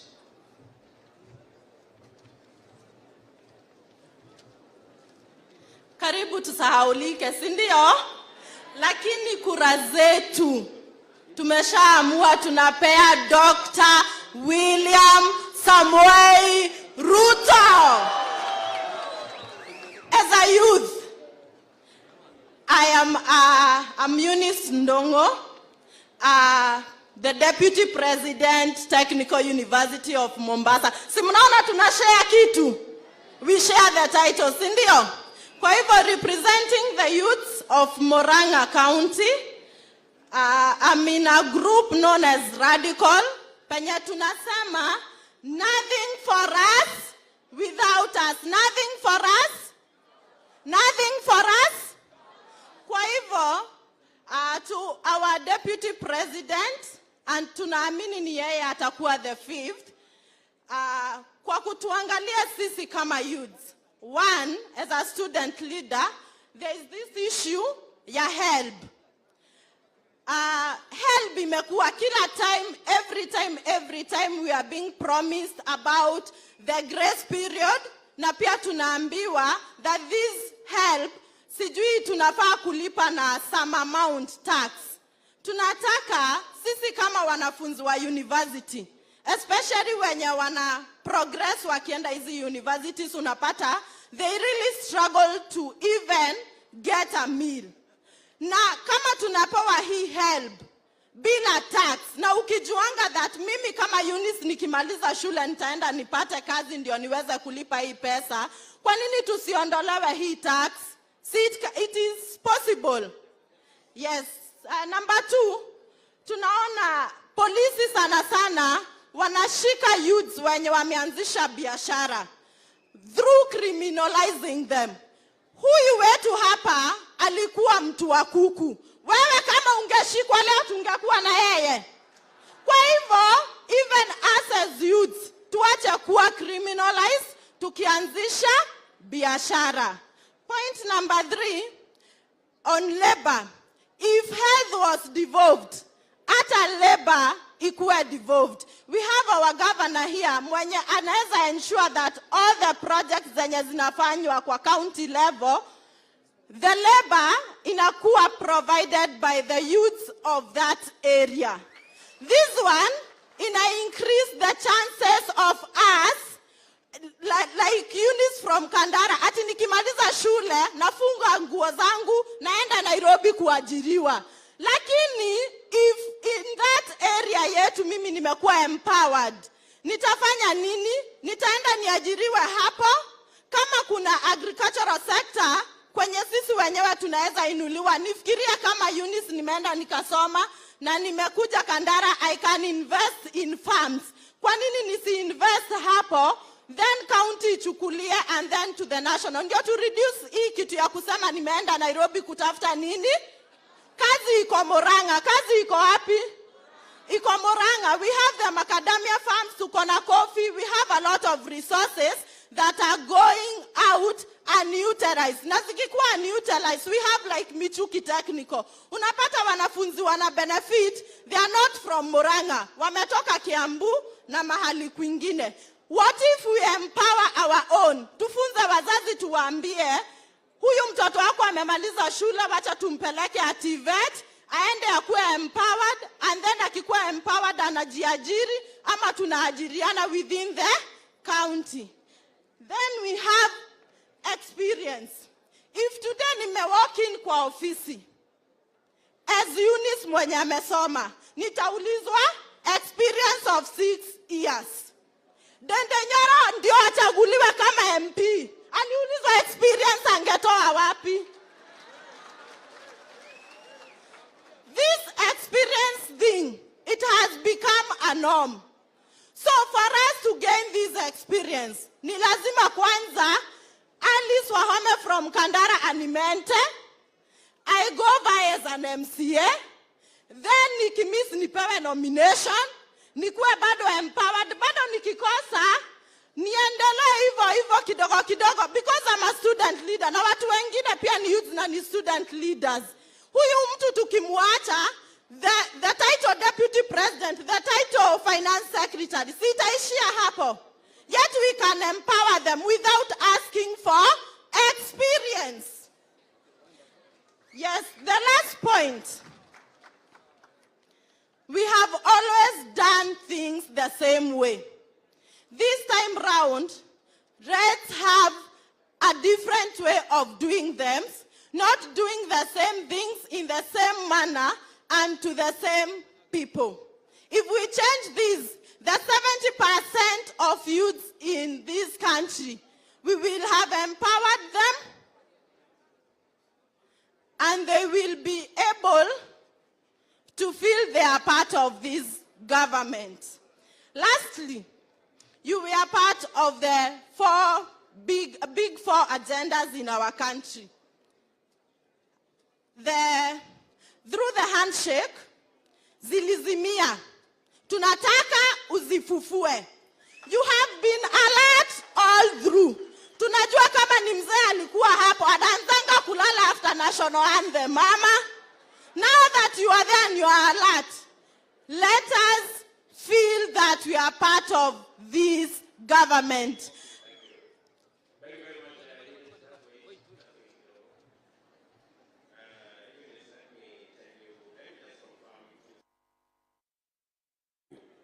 Number one, EO Higher Education Loans Board, we will make it tax-free. No taxes will be paid. Yeah, tutaondoa ile interest ambayo imewekwa hapo, so that everybody just pays the principal. Sawa sawa. Number two, tunakubaliana na wewe ya kwamba young people's enterprises should not be criminalized. If anything, we need to do two things. What Kenya Kwanza is proposing to do two things. Number one, we will make sure that there is an internship program for every student who comes out of TVET and who comes out of university. And that internship will be paid for by the government of Kenya. Tunaelewana? Number two, tumesema all students who are coming out with skills, whether it is in leather, whether it is in all the skills that people are earning in woodwork, in all the sectors, we will make sure that there is a program yenye wanaweza kupata startup capital, number one, and two, toolkit yenye wanaweza kwenda kuanzisha nayo hiyo biashara, ambayo sasa tutakubaliana na wale industry players hawa watu watashughulikiwa kwa njia gani.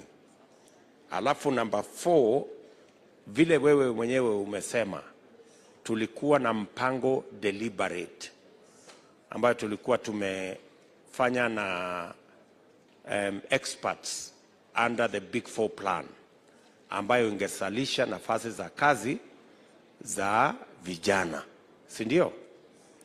Mimi nataka nikwambie tumediscuss kama Kenya Kwanza na tumekubaliana ya kwamba program ya value addition, ya agroprocessing, ya manufacturing na program ya housing ambayo ingetengeneza ajira kwa vijana, they will form part of our priority programs and projects so that tuzalishe nafasi kwa vijana wetu wa Kenya.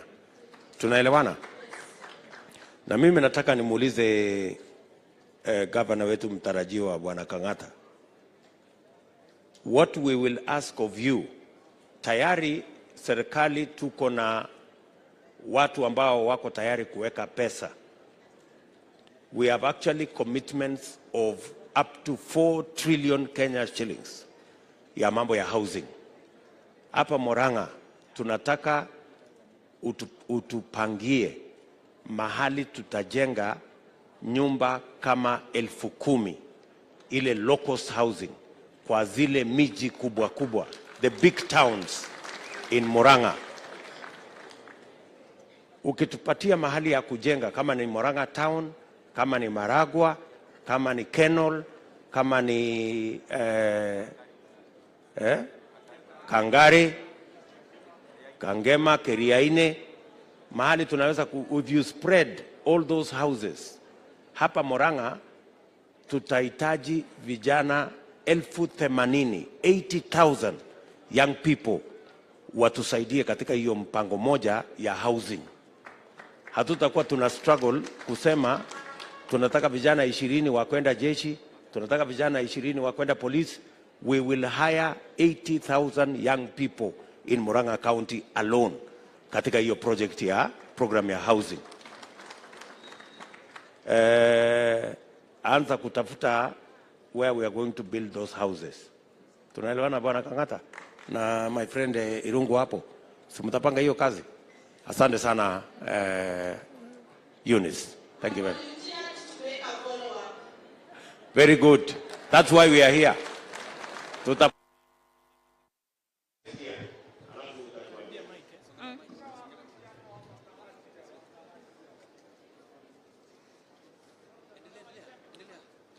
Honorable William Ruto and the protocol observed, I'm here to talk about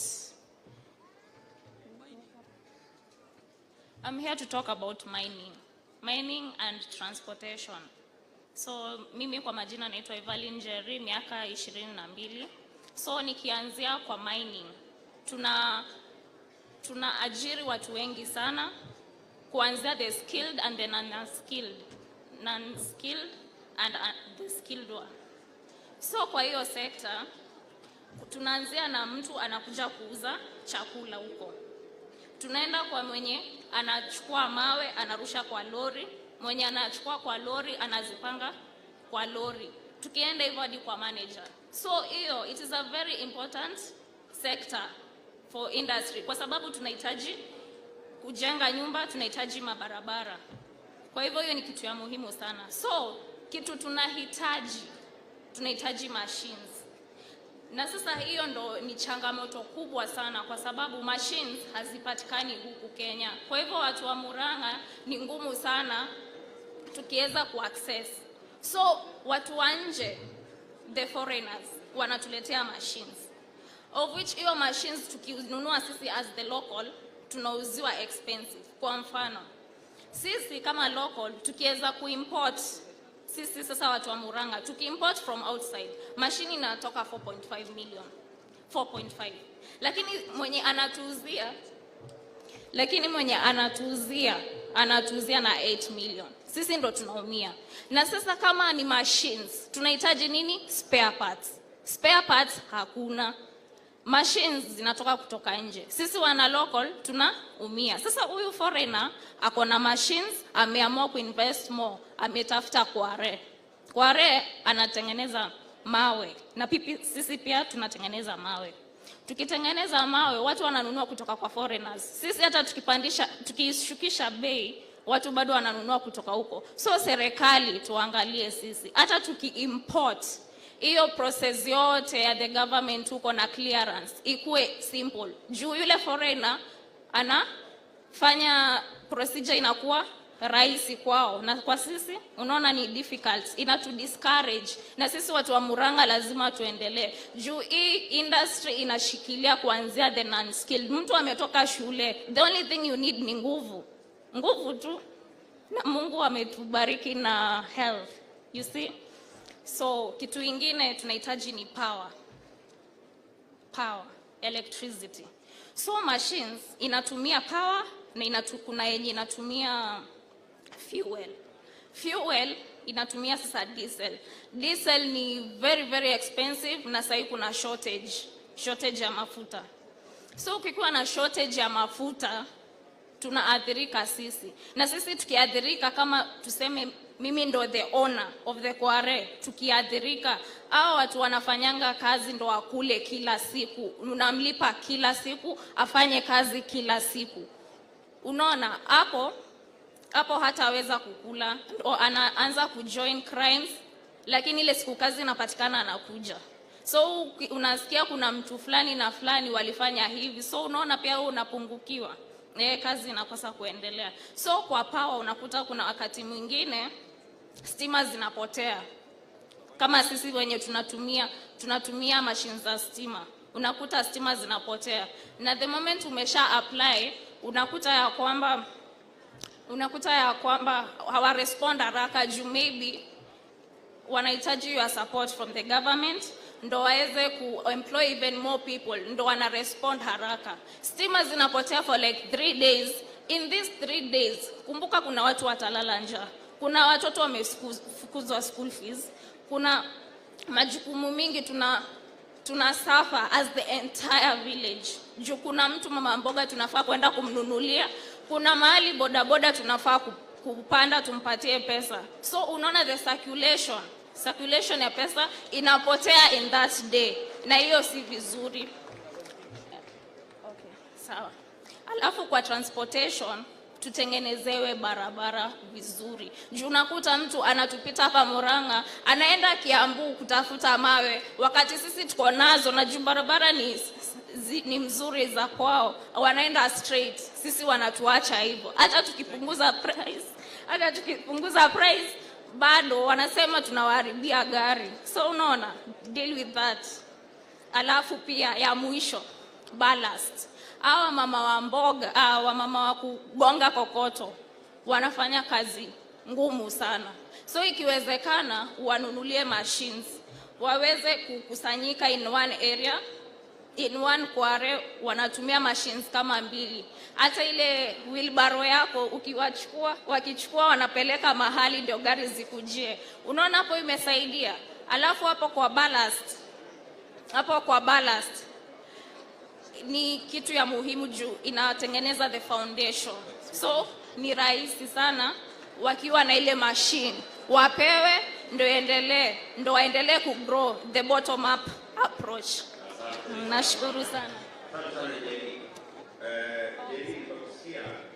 Umesema kama mambo matatu ya muhimu kwa mambo ya mining, kwa sababu ni lazima tujenge. Tunahitaji ballast, tunahitaji many things hapo, sand na mambo kama hayo. Na umesema jambo kubwa ni mechanization. Umesema mnahitaji machines, na machines ipatikane kwa bei nafuu. Kwa sababu pengine ku raise 8 million shillings ni pesa nyingi. Katika ile mpango wetu wa pesa ambayo itakuja kwa kila ward, ile 50 billion yetu, mukijipanga vizuri, mkae kama cooperative ama mkae kama sacco, mnaweza ku-access hiyo pesa na mnaweza kutumia hiyo pesa yenye iko interest ya chini sana, ili muweze kununua hizo machinery. Do you see that as an option? Yes. It's an option. Yes, but it is cheaper.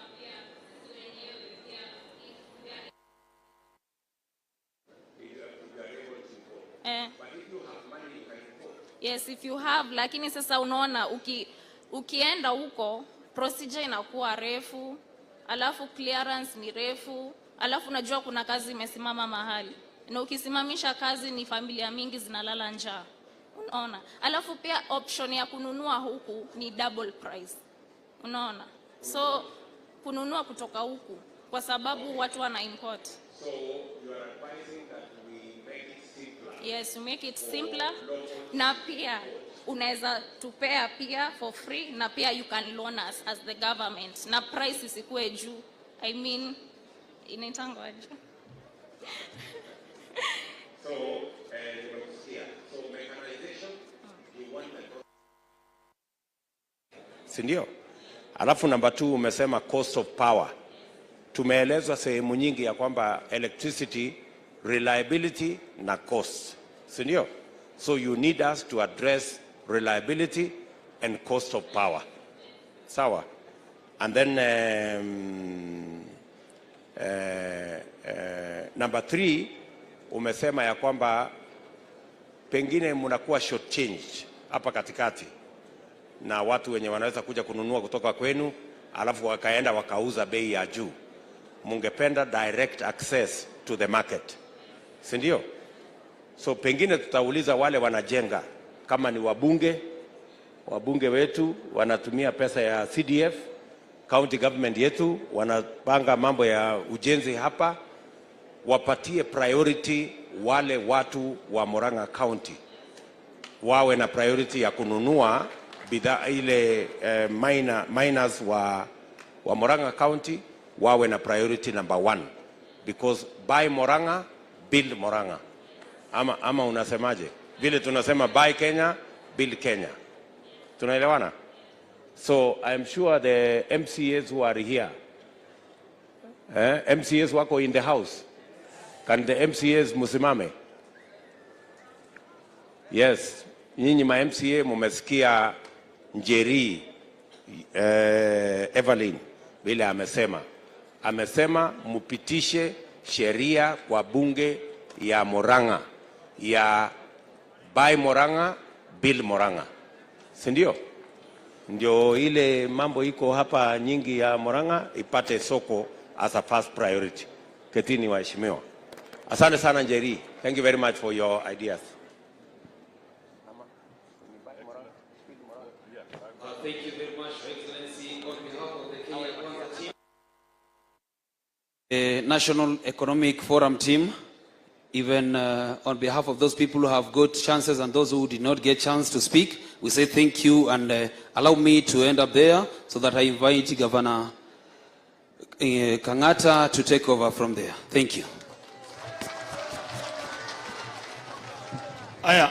Your Excellency, tumeweza kusikia wakaazi wa Murang'A katika manifesto yetu. Your Excellency, iko maneno the priorities zile tumeweka.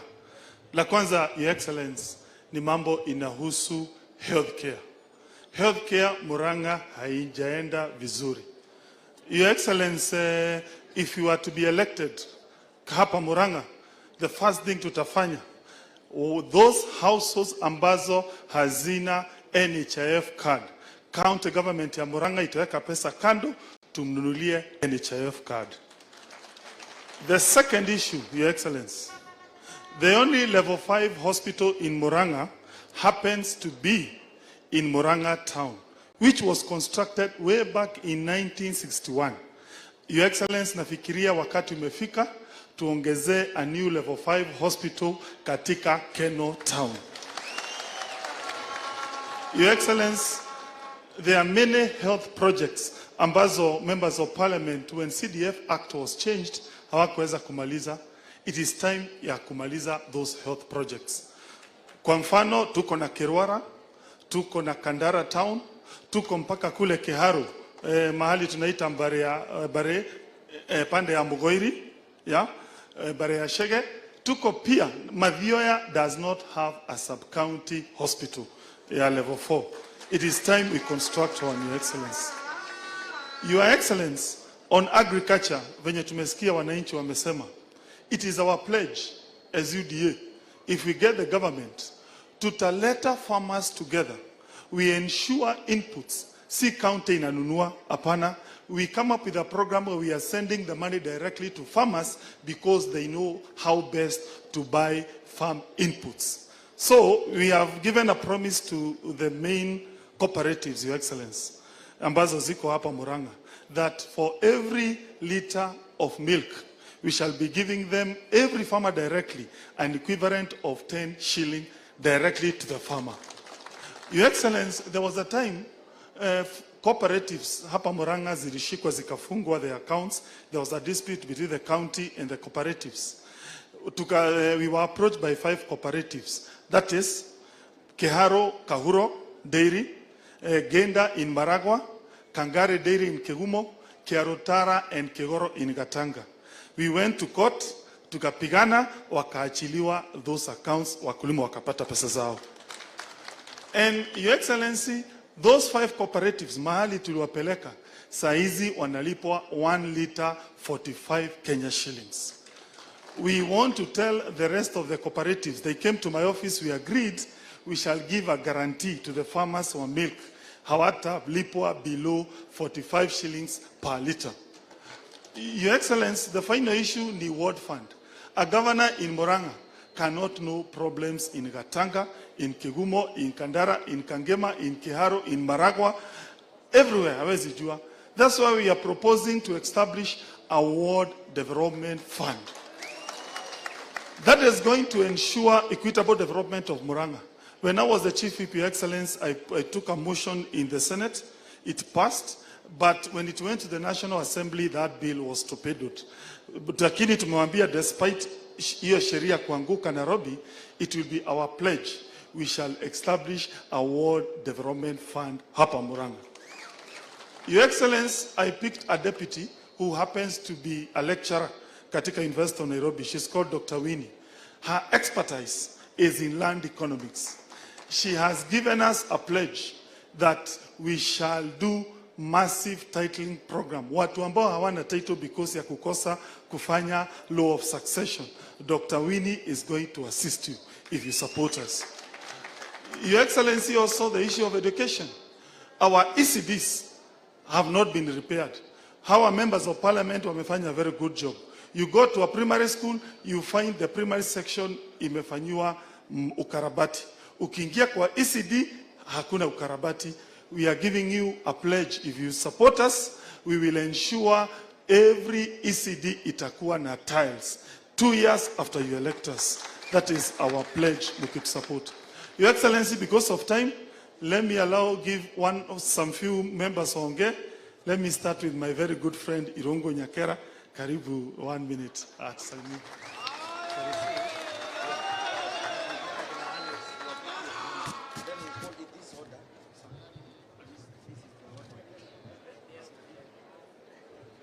Thank you, Your Excellency. I think what we've captured from today is everybody has been able to raise the issues. And what you can see is actually there is no bottom-up without the farmers. And that is why most of the issues that were raised were farming issues. Your Excellency, issues that probably just 1 or 2 things that were not raised. We need to look at macadamia. Section 43 of the Crops Act 2013 actually criminalizes macadamia sale outside the processors. We have less than 10 processors, and those are the ones who buy the macadamias, and they control the prices. We want Sokohuru so that that can be eliminated. On coffee, Your Excellency, we need to actually establish a coffee, the fund, enterprise fund, that then is able to actually give money to all these cooperatives. We have 44 cooperatives in Murang'A, coffee cooperatives. Each of them being given money will actually help do all the things that the coffee stakeholders are talking about. The drying beds, the electric fence, the watchtowers, and everything there. When we look at the other side, which is actually on the fruits, on the lower part of Murang'A, we have been talking about the processors, a factory for processing the fruits like we have in Makueni. We need to look at that as well on this side. Your Excellency, one other thing that we need to look at when you're talking in Murang'A, we need to look at the issues of the markets that we have. where we actually have things like the garbage collectors, we have fire trucks, which in this county have been completely neglected. I think finally, it's the issue of the youth, and you've had the youth actually talk about the issues and the challenges that they have. We need to try uplift them, and one of the ways that we can do it is actually with the polytechnics and having them as cottage industries and hubs that actually can be built around the things that are built around the wards. And I believe with that, Your Excellency, you'll see that we are able to uplift this county and the youth and the economy. Asante sana. Thank you so much, my friend. Yeah. Now, allow me now to recognize tuko na UDA na sister parties za UDA, si ndio? So let me start with the sister parties. Bwana Gakuru, simame na watu wako wa ANC wa wave tafadhalini. Simameni watu wa ANC na Bwana Gakuru wenye wanaitisha vitu wapigie makofi.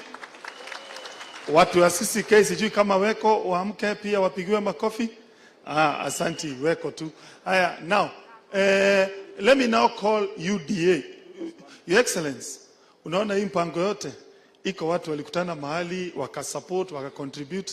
It's only fair I call them wakuje together with the MCS. Wale aspirant wa UDA who supported this occasion kutoa pesa zao, kujeni nyote hapa mbele, kujeni hapa mbele, kujeni ni you introduce your people. Karibuni, thank you so much for only you introduce Mureu, you introduce your MCS. A minute.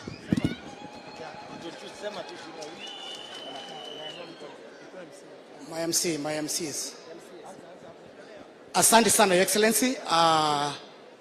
Kwa majina yangu naitwa wakili Edward Mureu, na mimi ndiye nimepatiwa nomination ya chama ya UDA niwakilishe kama mbunge wa Gatanga na chama ya UDA.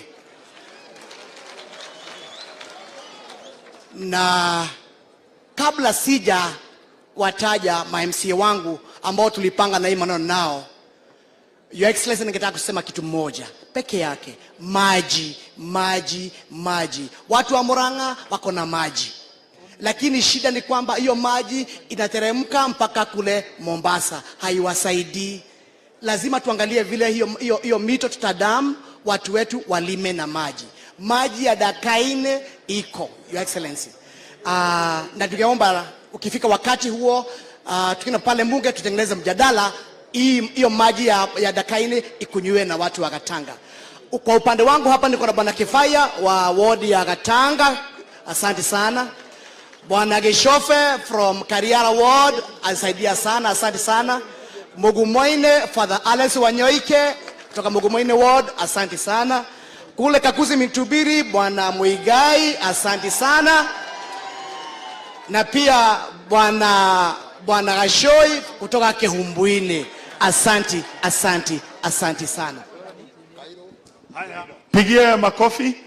Mheshimiwa, tuanze Mheshimiwa Kigumo, ita watu yako. Niye Mheshimiwa wa Kigumo. Asante sana. Jetago wa Munyoro kuma Kigumo. Kaine mwega? Edo shiole? Asante. Tumefanya hii kazi na watu wamenisaidia sana, na nawashukuru kwa nikupatia kiti kuwania na UDA. Wa kwanza Mheshimiwa Kairo Kigumo. Haya, Mheshimiwa Liz kuma Kenyona. Mheshimiwa Gachurma John Mungai Mudhidhi. Chiefman Isaac Joroge Kahumbu. Na mwisho Mheshimiwa Moses Mirara kutoka Kangari. Asante sana na Mungu awabariki. Haya basi, katika Kangema, Your Excellency, kazi tumefanya na Mheshimiwa Peter Kihungi. Okay, asante sana His Excellency. Ni Peter Kihungi, MP mchaguliwa wa Kangema. Tuko na MCs, tuko na Grace Sete kutoka huko Kainyaine.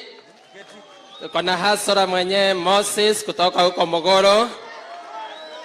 Tuko na Kamau Kagoli, ako wapi? Ako karibu, nilikuwa nimemuona. Asante sana mheshimiwa. Thank you very much. Haya, asante. Sasa tuko na Mheshimiwa Mogo kutoka pande ya Mathioya. Pigia makofi. Your Excellency, my name is Dr. Edwin Mogo Gishoki from Mathioya. I cannot see my MCAs, but they are around. I have 3 words. Kamasharia, Mashiri, Keru, ne Guno, Kana Morris, na Getuge, Noairago. Thank you very much, and God bless. Asante sana. Let me then call county leaders kabla we go to the other constituencies. Tuko na women rep ambaye anaitwa Betty Esawa. Asante sana. The 5th president, my name is Betty Esawa. We are happy to have you here. I must mention one thing. Drug and substance abuse is affecting the labor market. Kindly remember our brothers, sisters, fathers, and mothers in Nairobi who support our economy. They are being harassed in the Gikomba market, Nyamakema, and Marigiti. Have that in mind. Asante sana. The 5th, Betty Esawa. Haya, tuko na deputy governor anaitwa Dr. Winnie. Tumpigie makofi for a minute aweze kujiintroduce kwa kiongozi. Karibu. Habari zenyu, Your Excellency Dr. William Samoei Ruto. We are honored to have you in Murang'A, na tumesikiliza na tumeahidi ya kwamba yale yote umetupatia jukumu kuhusu mambo ya ardhi na kufanya compulsory acquisition ili manyumba tujenge, tutashirikiana. Asanteni sana kwa kuingia Murang'A. Mungu awabariki. Thank you. Haya, Senator Joe Nyoto.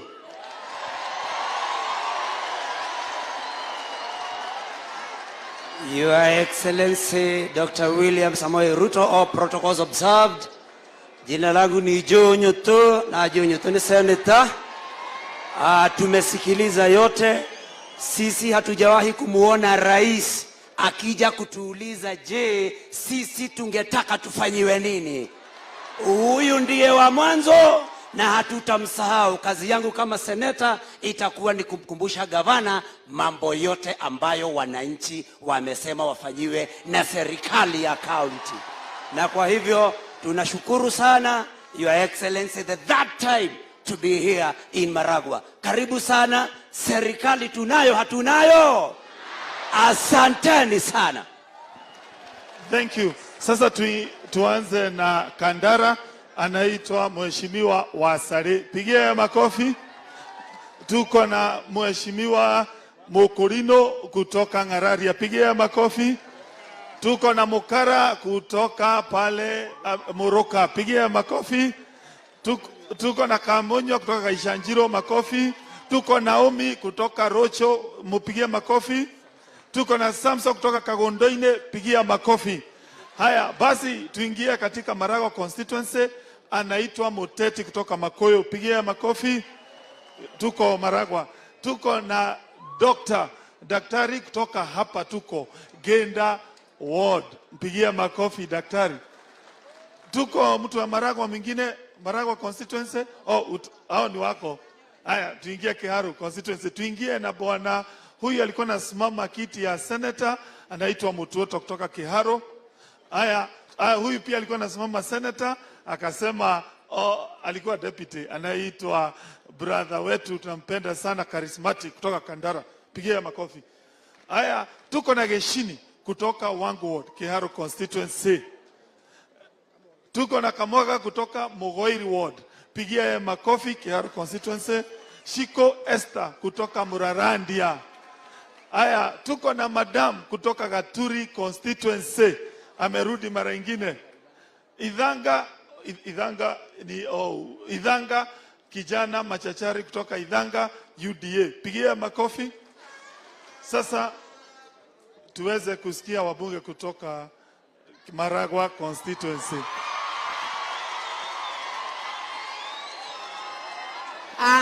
Thank you. Yeah, thank you so much, Your Excellency.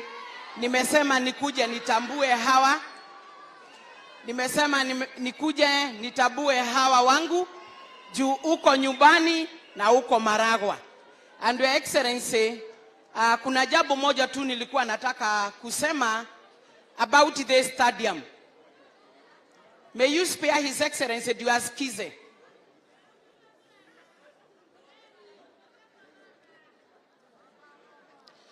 Your Excellency, I want to catch you here. And I want first of all to appreciate and to tell you thank you so much for the many times that you have visited Murang'A constituency. This forum was very important, and I said let's have Gakoigo as a venue because it has enough space, and we appreciate to have been allowed to host you for the history for the Murang'A Economic Forum. Ya mwisho, so that I introduce. There is a time that we had a meeting here, and we had our president, Uhuru Muigai Kenyatta. And he left having promised that when he gets to power, that was 2013, as we got to 2013, that this stadium will be made, will be constructed, will be improved, will be expanded to represent a national stadium on behalf of Murang'A County. But it never came to be. So during your time, and this is the biggest stadium that we have in Murang'A County, do Maragua proud by having this so that we can be able to awaken this shopping center, not forgetting that, Your Excellency, the biggest technical institute that you did together with our president is here down, which is more than 600 million. The other TVETs are smaller of 60 million, but this one is over 600 million. And I think with the student there, and it is already now fully pledged, and we're going to start receiving a student from the government, and it has a capacity of more than 6,000 students. I know it's going to improve Gakoigo and Maragua town. Your Excellency, let me introduce the MCAs. We are going to start with the host here, Geda. We have Mwangi M-Pesa. Next, we have Elizabeth, MCA, aspiring and also nominated from Kemorori Wempa. Kemorori Wempa. Next, we have Kennedy Kenodia, popularly known KK, from Kamahoha. Next, we have Raban.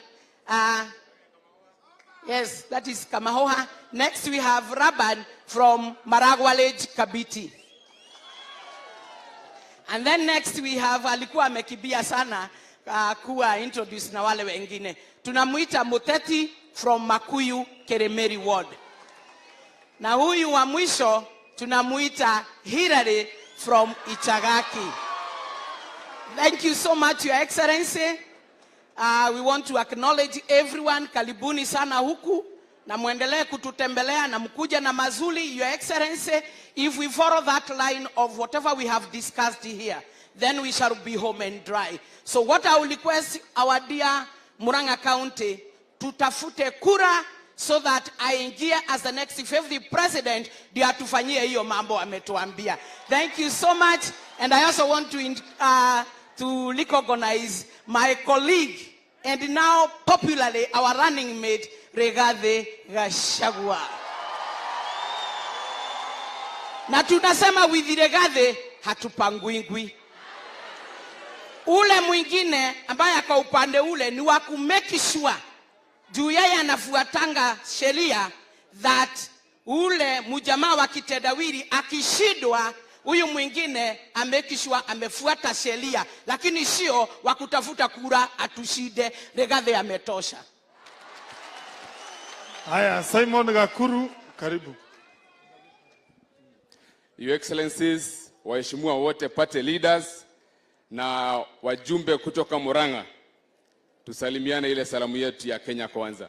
Harambe! Harambe! UDA! Kazi ni kazi. Alafu nasema ingine, unasema Kenya Kwanza, kazi ni kazi. Harambe! Kenya Kwanza! Asante sana, Your Excellencies, kwa sababu umefanya kampeni ambayo haijaioneka katika historia ya nchi ya Kenya. Kawaida tumezoea watu wanakuja juu ya magari, wanatuongelesha, wanaenda. But what you've done today and what you're doing across the nation to make sure that you consult the people so that it's a people-led process. This shows the kind of a president that Kenya Kwanza will have and the nation in the person of His Excellency Dr. William Ruto. Kwa hivyo, kwa sababu nimeambiwa niongea kwa niaba ya watu wote wa Kenya Kwanza, tunashukuru. Na wakati mkitazama pale wananchi, wakati mnaongelesha mabosses, sisi tumesimama pale nyuma with a pen and paper, kwa sababu tuko tayari kuwasaidia. Hata wakiingia ndani ya serikali, tutakuwa hapo nyuma yao na kalamu na karatasi to make sure everything that has been captured here will be implemented by the government of Kenya Kwanza. Tuwe hamwe na mwanyito horosio. So thank you so much and God bless you all. Haya, let me call Aisha Jumwa, incoming governor of Kilifi County.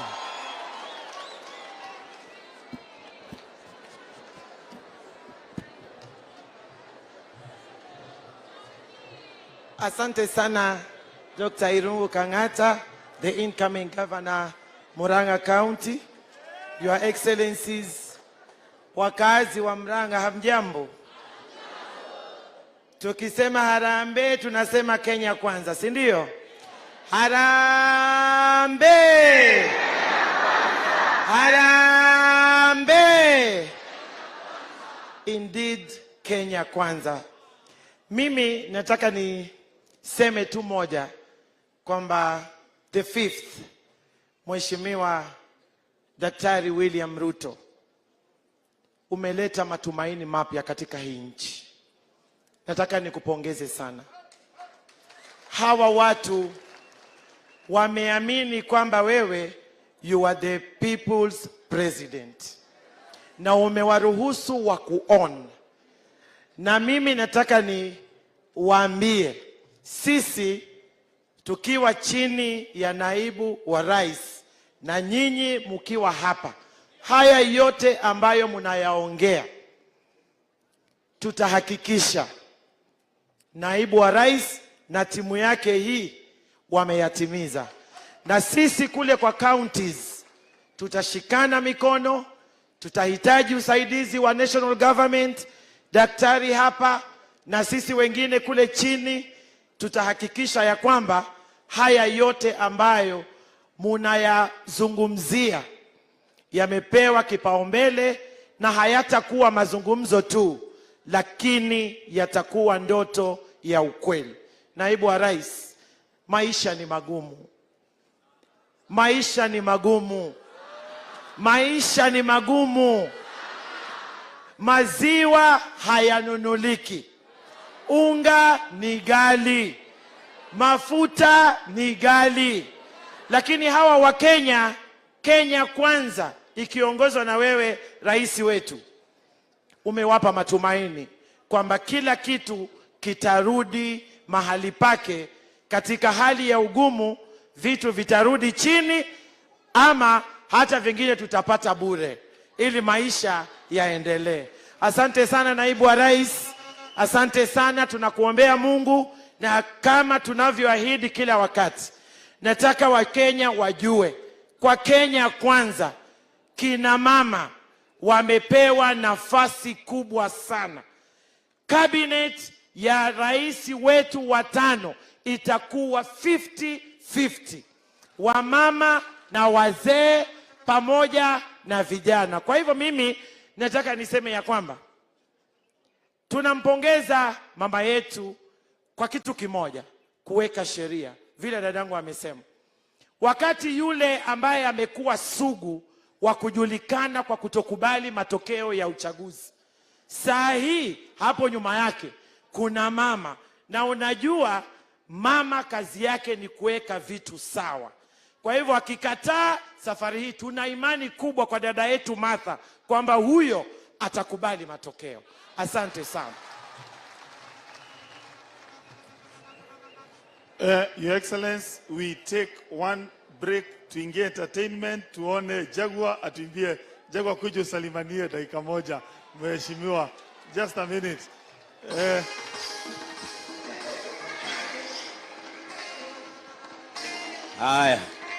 Haya DJ. Ama ni wimbo tena? Mnataka tuimbe? Haya DJ, weka mkono hivi. DJ, kama wewe si kigeugeu, weka mkono hivi.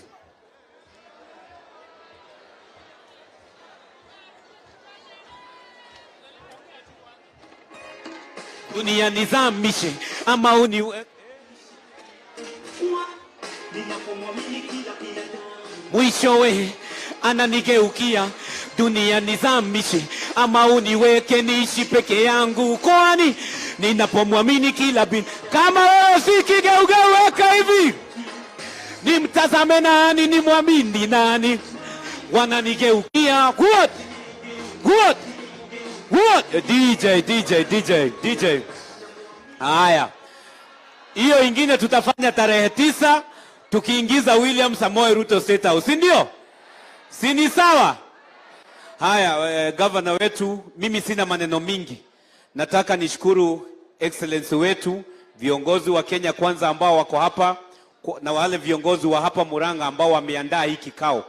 Niseme ya kwamba hauwezi ukatatua shida za wananchi kama hujakaa nao usikize shida zao ili utafute suluhisho ya hizo shida. Na mimi nataka nishukuru viongozi kwa sababu sisi tutakuwa makini kuhakikisha ya kwamba zile shida mmetoa hapa, hata kama His Excellency yako busy, sisi na akina Nyoro vijana kidogo wadogo tutakuwa tunatumwa, tunahakikisha kwamba hizo vitu zinafanyika. Ile ya mwisho nikikaa chini, mimi nataka niwaambie, tumeona tumewekewa mmoja wetu ile upande ya kuzimia, ili tudanganywe watu wetu waende wakapige kura huko. Nyinyi mnajua kia ukweli, hiyo upande hawatupendi, si ni ukweli? Na mimi nataka niwaambie, Wakenya hawako na haja na mama mmoja. Wako na haja na serikali ambayo inajali maslahi ya wamama wote wa Kenya. Na niwaambie, serikali ya Kenya Kwanza iko na 50% ya wamama. Kwa hivyo tunataka tuwaambie, wao hawana agenda, wako na agenda, lakini sisi tuko na agenda na tuko na agenda. Asanteni sana Murang'A. Haya, iko watu wataka tupigie makofi peke yake. Sitting MCAs wasimame waonekane. Sitting MCA wale wapigieni makofi sitting MCAs. Haya, iko na UDA coordinators wenye wamekuwa wakisukuma mambo ya chama. Simameni UDA coordinators. Karibu wapigieni makofi. Lakini iko mtu utapatia special mention, kuja tu muone. Huyu anaitwa Bwana Mukoha. He is the one in charge of presidential campaign in Murang'A County. He was an aspirant in Kangema. Maybe he can say a word. Bwana asifiwe. Nashukuru wakati huu naibu rais, nashukuru pia kazi ulionipa niweze kuangalia mambo yako hapa ndani ya county, na nataka kusema kazi yangu imekuwa rahisi kwa sababu ya watu kama Kang'ata, akina Alice na viongozi wote. Tunakuhakikishia tarehe 9 mambo itakuwa sawa sawia. Asante sana. Haya, pia iko wenye walikuwa supposed kuongea juu ya time, DP akaweza kusema tukimbize. Simameni kama you had an opportunity kuongea, lakini juu ya time ndio julikane. Wapigia makofi hao viongozi wote. Thank you. Asante, wapigia makofi. So let me now take this opportunity to call Moses Kuria.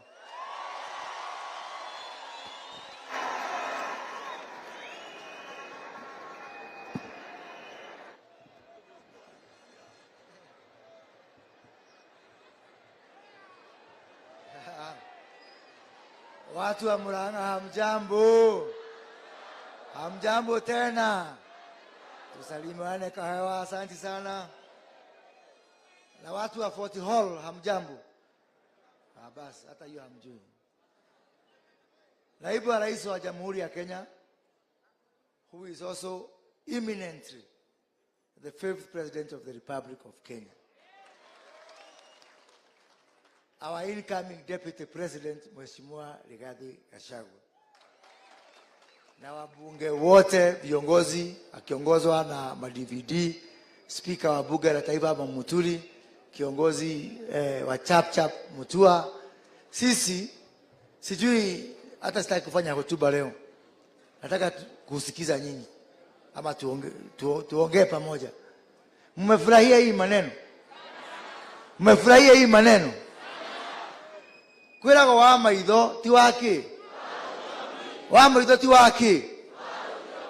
Ya kwamba tunaweza kuja hapa tukawasikiliza, na sio tu mnatupatia mashida. Mnatupatia mashida pamoja na jawabu ya hiyo mashida. Hiyo ndio Kenya ambayo tutaianzisha chini ya serikali ya Kenya Kwanza. We need a new deal for this country. Because the old deal is not working. Ile deal tumezoea ni deal ya KEMSA, si ndio? Sasa ile deal tunataka ni deal yako ya kuweka pesa wapi? Kwa mfuko. Sawa sawa? And the deal makers are also different. Because kuliko wale wakubwa mnasikia huko akina Murathe, now the deal makers ni nyinyi watu wa Murang'a wenyewe. Si hapo ni sawa? Unajua makamu wa rais hii maneno ya bottom up ametupea kama dawa. Mpaka wakati mwingine nilikuwa nauliza anaturudia mpaka siku moja nikaingia Biblia nikasoma kitabu ya kwanza ya Petero sura ya kwanza mstari wa 12 nikapata inasema wakumbushe hata kama wanajua, si ndio? No ugadiri muhonoku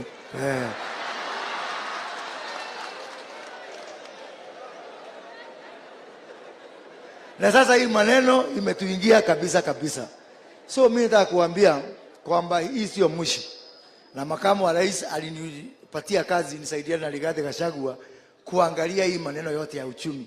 So what I want to promise you, people of Murang'A, the great people of Murang'A, ya kwamba hii maneno yote mmetuambia, timu yetu iko hapa. Tutakusanya, tuweke pamoja into one document which we are going to call the Charter of Murang'A. Tukuje pamoja na viongozi wenu wa Murang'A, Alice, Dindi, Kang'ata, huyu Nyakera. We come here again and sign that charter. Halafu tukichukua serikali mwezi wa 8, tutarudi hapa every 6 months kuangalia kama ile maneno tulikubaliana tumetimiza ama hatujatimiza. So we are different in all aspects, including the follow up and implementation. Na nyinyi wenyewe ndio mtumepatia marks. So asanteni sana, sitaki kuongea zidi hapo isipokuwa niongeze kitu kimoja tu.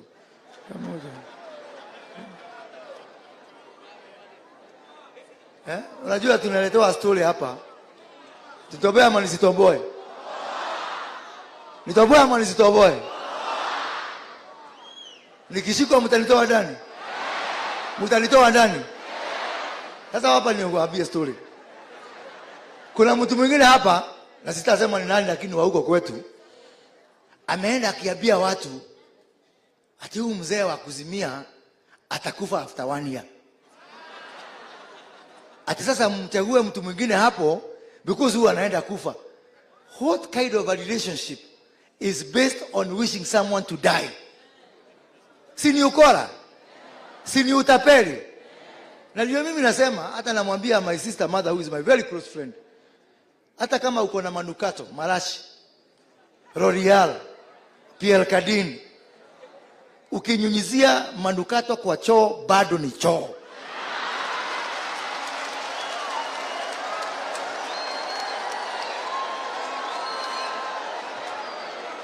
Tunaelewana? Tunaelewana? Hiyo choo ya kuzimia ilinuka kitambo. It is not by accident kwamba 1997 hatukupigia huo mtu kura. It is not by accident that 2007 hatukupigia huo mtu kura. It is not by accident that 2013 hatukupigia huo mtu kura. It is not by accident that 2017 hatukumpigia kura.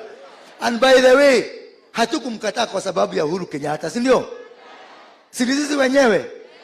Na vile vile hatutakumkubali because of anyone. And I want to tell my sister Mother Karua, vile Aisha amesema, your work is only to give good legal advice to your partner. Akubali matokeo ya uchaguzi. Sawa sawa? Mwisho. Mutalikubali niongee. No mama niyo na detoro oli.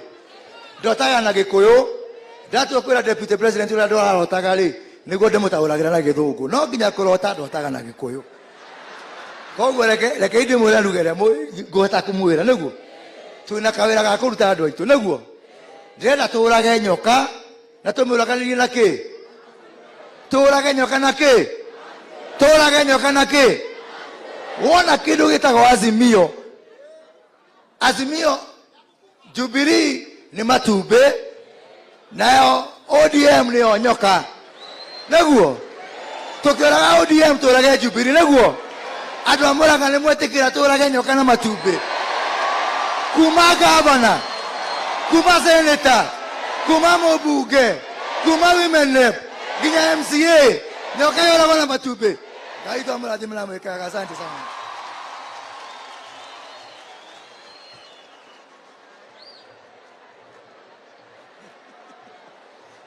Haya. Sasa tumkaribishe my very good friend ambaye tulianzania na yeye mbali when we were working together in Kiharo, a very good friend of mine, Dede Nyoro.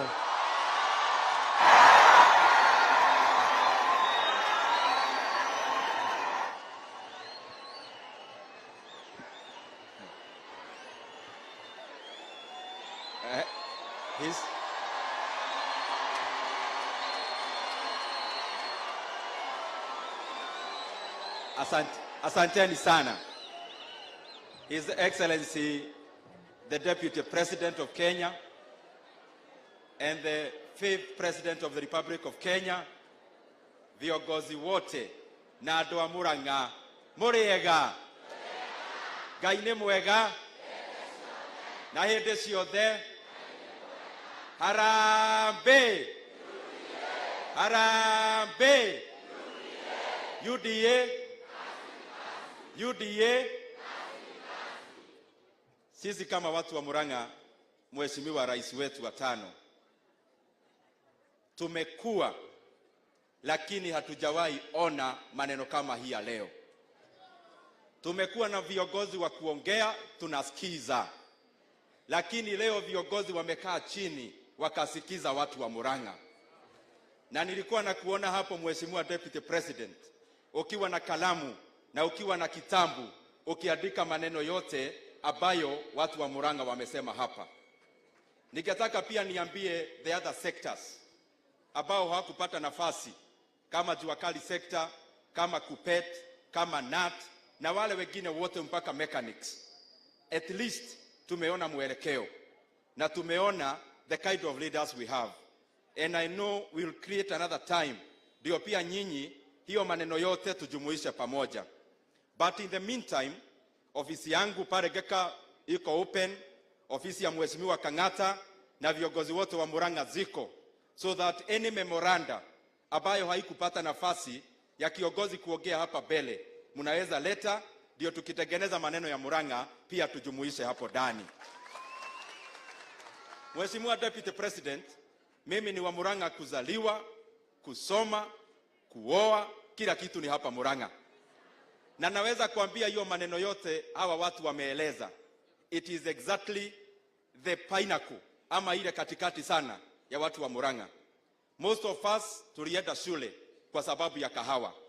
Tuangalie kama hii serikali yetu ya Kenya Kwanza, na najua kwa sababu pia mimi niko ndani, maneno ya kahawa tunaweka mbele sana, bei ikue juu.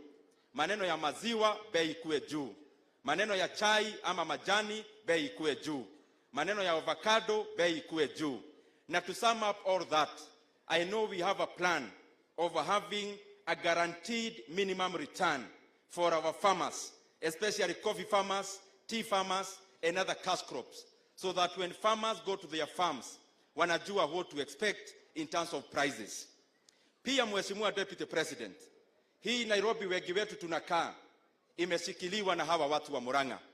Nyamakema imejaa watu wa Murang'a. Watu wa benki kama ni indigenous banks, they are from Murang'a. And I know maneno ya bottom up inaangalia sana hiyo maneno ya mkulima mdogo na mwanabiashara mdogo. Tuwainue, kampuni zao zikuwe kubwa, na ikikuwa hivyo watu wa Murang'a wako salama kabisa. Hau hagere Jarie kana thina mbere na Githweri. Jarie na language eno. Andu a Murang'a mwikuo. Mwikuo inyuothe. Nĩngwenda kũmũcokeria ngatho cia mwanya mũno. Na ici ndĩndĩ nyoro ndĩramũcokeria kuma ngoro-inĩ yakwa niĩ mũndũ kĩũmbe. Tondũ nĩ njũĩ nĩ muonaga inoro na mũgathoma magathĩti. Na nĩ ndĩramenya wiki igĩrĩ irahĩtũkire nĩ mũrarũmagĩrĩra mũno ũrĩa kũraikara kũrĩa Nairobi. Tũkamũcokeria ngatho cia mwanya mũno twĩna Mheshimiwa Alice Wahome. Nĩ ũndũ wa mahoya manyu. Nĩ moĩ maũndũ makĩarĩrĩrio marĩa tũracokire nĩ mũramenya andũ ogĩ matirĩ mĩhere ya ũhoro. Mũratũhoeire atĩ ona arũme arĩa angĩ makĩgwetwo Murang'a ĩrarĩ hau gatagatĩ mũno makĩria. Nĩ twamũcokeria ngatho nĩ ũndũ wa mahoya macio, ona nĩ Ngai gũtũhe riri wa gũtũkinyia hau. Na ndĩmwĩre itua rĩu tũratuire rĩa njamba ĩno mũrata wakwa kanda ya wĩra ya kũrĩa Mathĩra. Twacirire twĩ handũ nyũmba ithuĩ andũ a Kĩrĩma na tũkĩiguithanĩria atĩ mũnini wa mũtongoria wa bũrũri tũkwenda njamba na tũkwenda kanda ĩrĩ ũrũme na kanda ĩtagũagũaga. Na nĩkĩo ona tũgĩtua decision iyo tũratuire ithuothe atĩ tigiti ĩrĩa twĩ naguo nĩ wa Gachagua na wa Ruto. Wa Ruto na Gachagua. Na tũgĩtua itua rĩu mũngĩoya rĩtwa rĩa Gachagua mweherie ara ya mbere na ai iratigara Chagua. Ndĩmũtirona ũguo. Ũngĩoya Ruto rĩtwa rĩake rĩ rĩothe koguo ĩroka Chagua Ruto. Ũngĩoya mwena ũrĩa ũngĩ yetaga Ngaraũ angagũthiĩ naku. Ndĩmũtia kĩmũmenya. Ũyũ ũngĩ githĩ ti Martha. Ũngĩnyitithania kiugo Martha na Raũ ciroka kĩ? Iroka kĩ? Ithuĩ andũ a Murang'a tũrĩ andũ a kũhakahakwo macũrũ. Ithuĩ tũrĩ andũ a kuonio matharaũ. Ithuĩ tũrachagua Ruto. Twĩ thutha wa njamba ĩno. Ĩno ĩgwĩkwo William Ruto. Na twĩrĩ andũ acio kũrĩa Nairobi. Rĩmwe njiguaga anga makĩbica na ngakũiya kura angagũthiĩ naku. Ndĩrenda kũmera Matiang'i na Mũcerũ na arĩa angĩ metagwo anga kĩbico angagũthiĩ naku. Aciothe inyuĩ muonete andũ a Murang'a ũtukũ. Na mũndũ wothe nginya ũrarota atĩ no aiye kura ya hacũra akome na arote rĩngĩ acoke okĩre. Na mamenyage ithuĩ tũtigũagũaga. Gũtirĩ kĩndũ tũtonete ithuĩ. Na koguo rĩu ndĩrarorire kamũndũ karetwo Mũcerũ. Ndĩrakarora atĩ karauga no kaiye kura. Kweri nĩ matharaũ maya biũ. Mũcerũ na andũ acio othe anga mareugithia kũiya kura. Mheshimiwa ũyũ witũ rais witũ ndakana macokerie. Acio tũtigĩre na Moses Kuria nĩ makũmenya atĩ matuonete ũtukũ.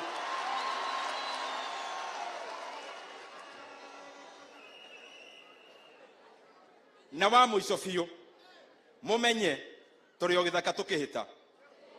Tũrĩ o gĩthaka tũgĩka atĩa? Tũtirĩ tũranyita thia. Niĩ mangũmũria na gĩtĩo. Jeci ya rika rĩakwa, aciari akwa na arĩa twĩtaga cũcũ na guka. Ithuothe tũmenye harũ ĩrĩa nene mweri 9 wa Kanana.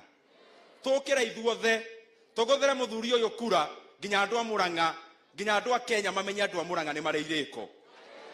Na ngĩrĩkia tondũ kande no tũrũmagĩrĩra nayo mũno na nĩ tuonaga twĩ nayo kaingĩ. Na namshukuru sana kwa sababu amenimenta kama kijana.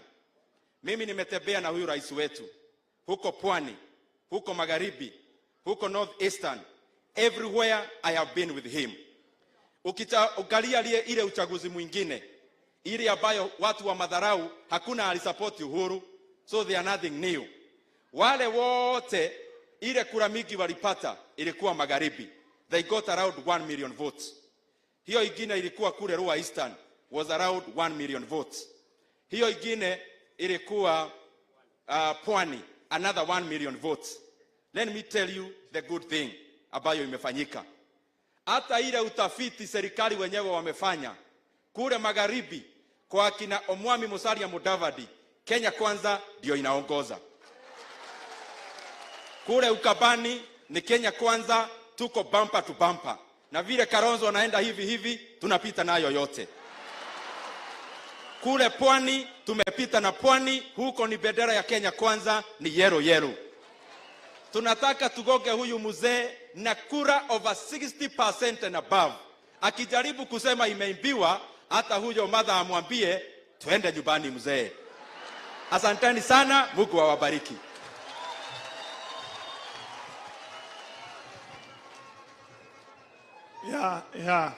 Your Excellency, wajua Dede wakiwa na Alice wakiongea, mimi siwezi hata muka. Hao ndio viongozi wetu hapa Murang'a.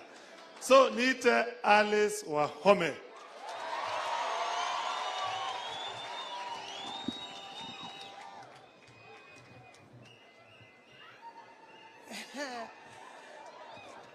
Kenya Kwanza, kazi ni Kenya Kwanza, kazi ni kazi, au muge muno, kazi ni kazi, besa muhuko. Kanatia, Your Excellency, in the interest of time, let me say very few words because my colleagues wameshaongea.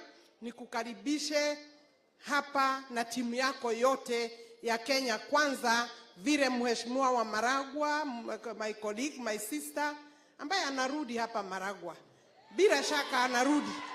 Hawa wajumbe wetu wote wa UDA kwa hii county, hapo hatuna mashindano sana na timu yetu ya Kenya Kwanza. Kanatia, hau nembo kuwekera dhuti. Niseme ya kwamba umesikiliza wananchi wa Murang'a, wametaja maneno ya kahawa, maneno ya majani, maneno ya maziwa, transport industry, vijana wetu wa boda. Hii mambo yote, Your Excellency, ukiongeza kuhakikisha tuko na maji, utakuwa umetatua shida yetu karibu yote. Your Excellency, hii ni historia. Nikubaliane na ndugu zangu, ni historia ya kwamba umeketi mtu ambaye tunajua yeye ni naibu wa rais. Umeketi hapa kwa hii hema kusikiliza wananchi wanataka upange serikali kutoka August namna gani.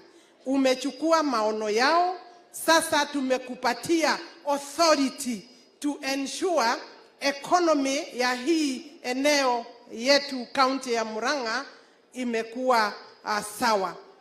Your Excellency, do not be persuaded otherwise. Kwa sababu hawa watu wamepoteza fikira, sasa wanaruka upande huu na huu tangu wapate running mate.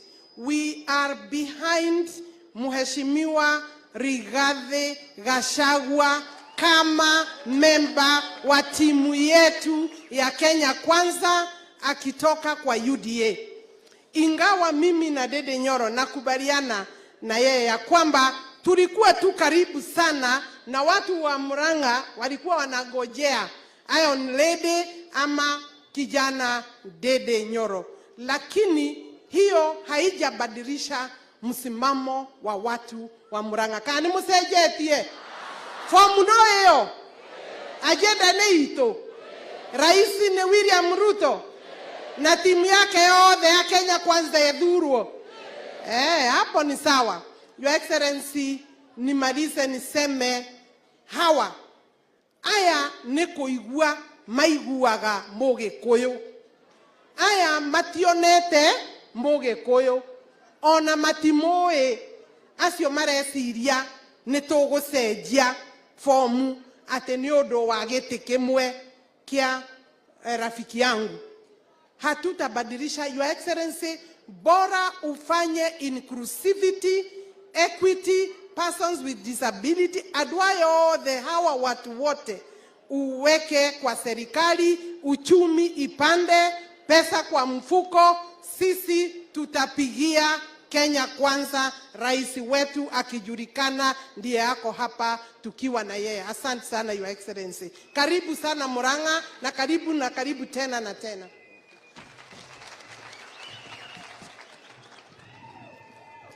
Your Excellency, wajua tulikuwa tunataka Gachagua awe mdogo yako, ndio mkienda kule pakitokea kitu Gachagua tunajua hata ngumi anaweza. So Gachagua, we are very proud of you. Let me now call JB Muturi, our Speaker of the National Assembly.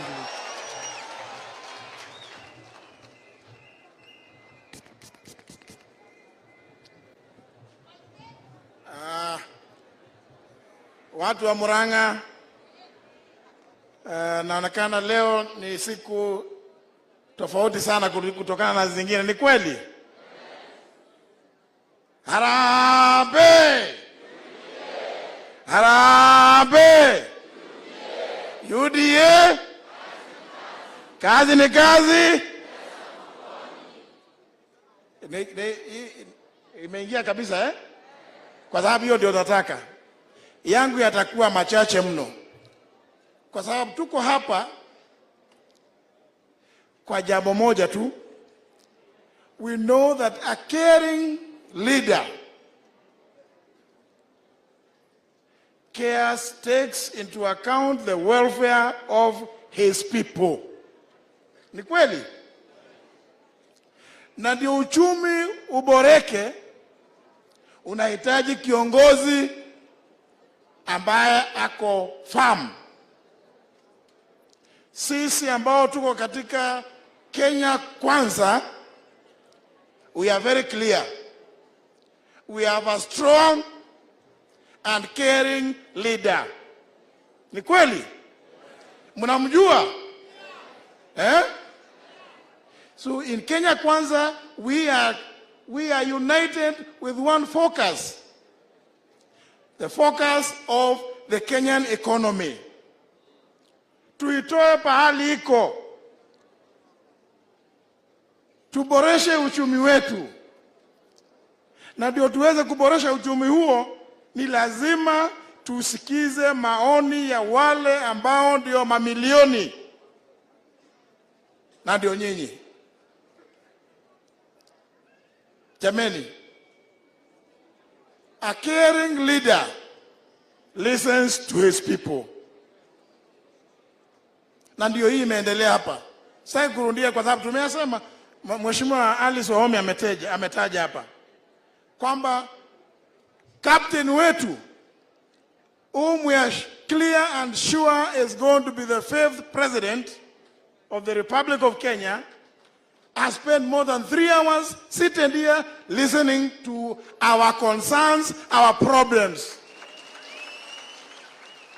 Because he is mindful that we need to build a strong economy, and a strong economy requires a strong and forthright leader who cares for his people.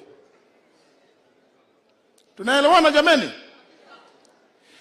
Kumaanisha kwamba hatuwezi kuendelea na kazi kama vile imekuwa hapo awali, where we have over 60% of our people not being able to place food on the table, where we have our people 60% not being able to afford health care,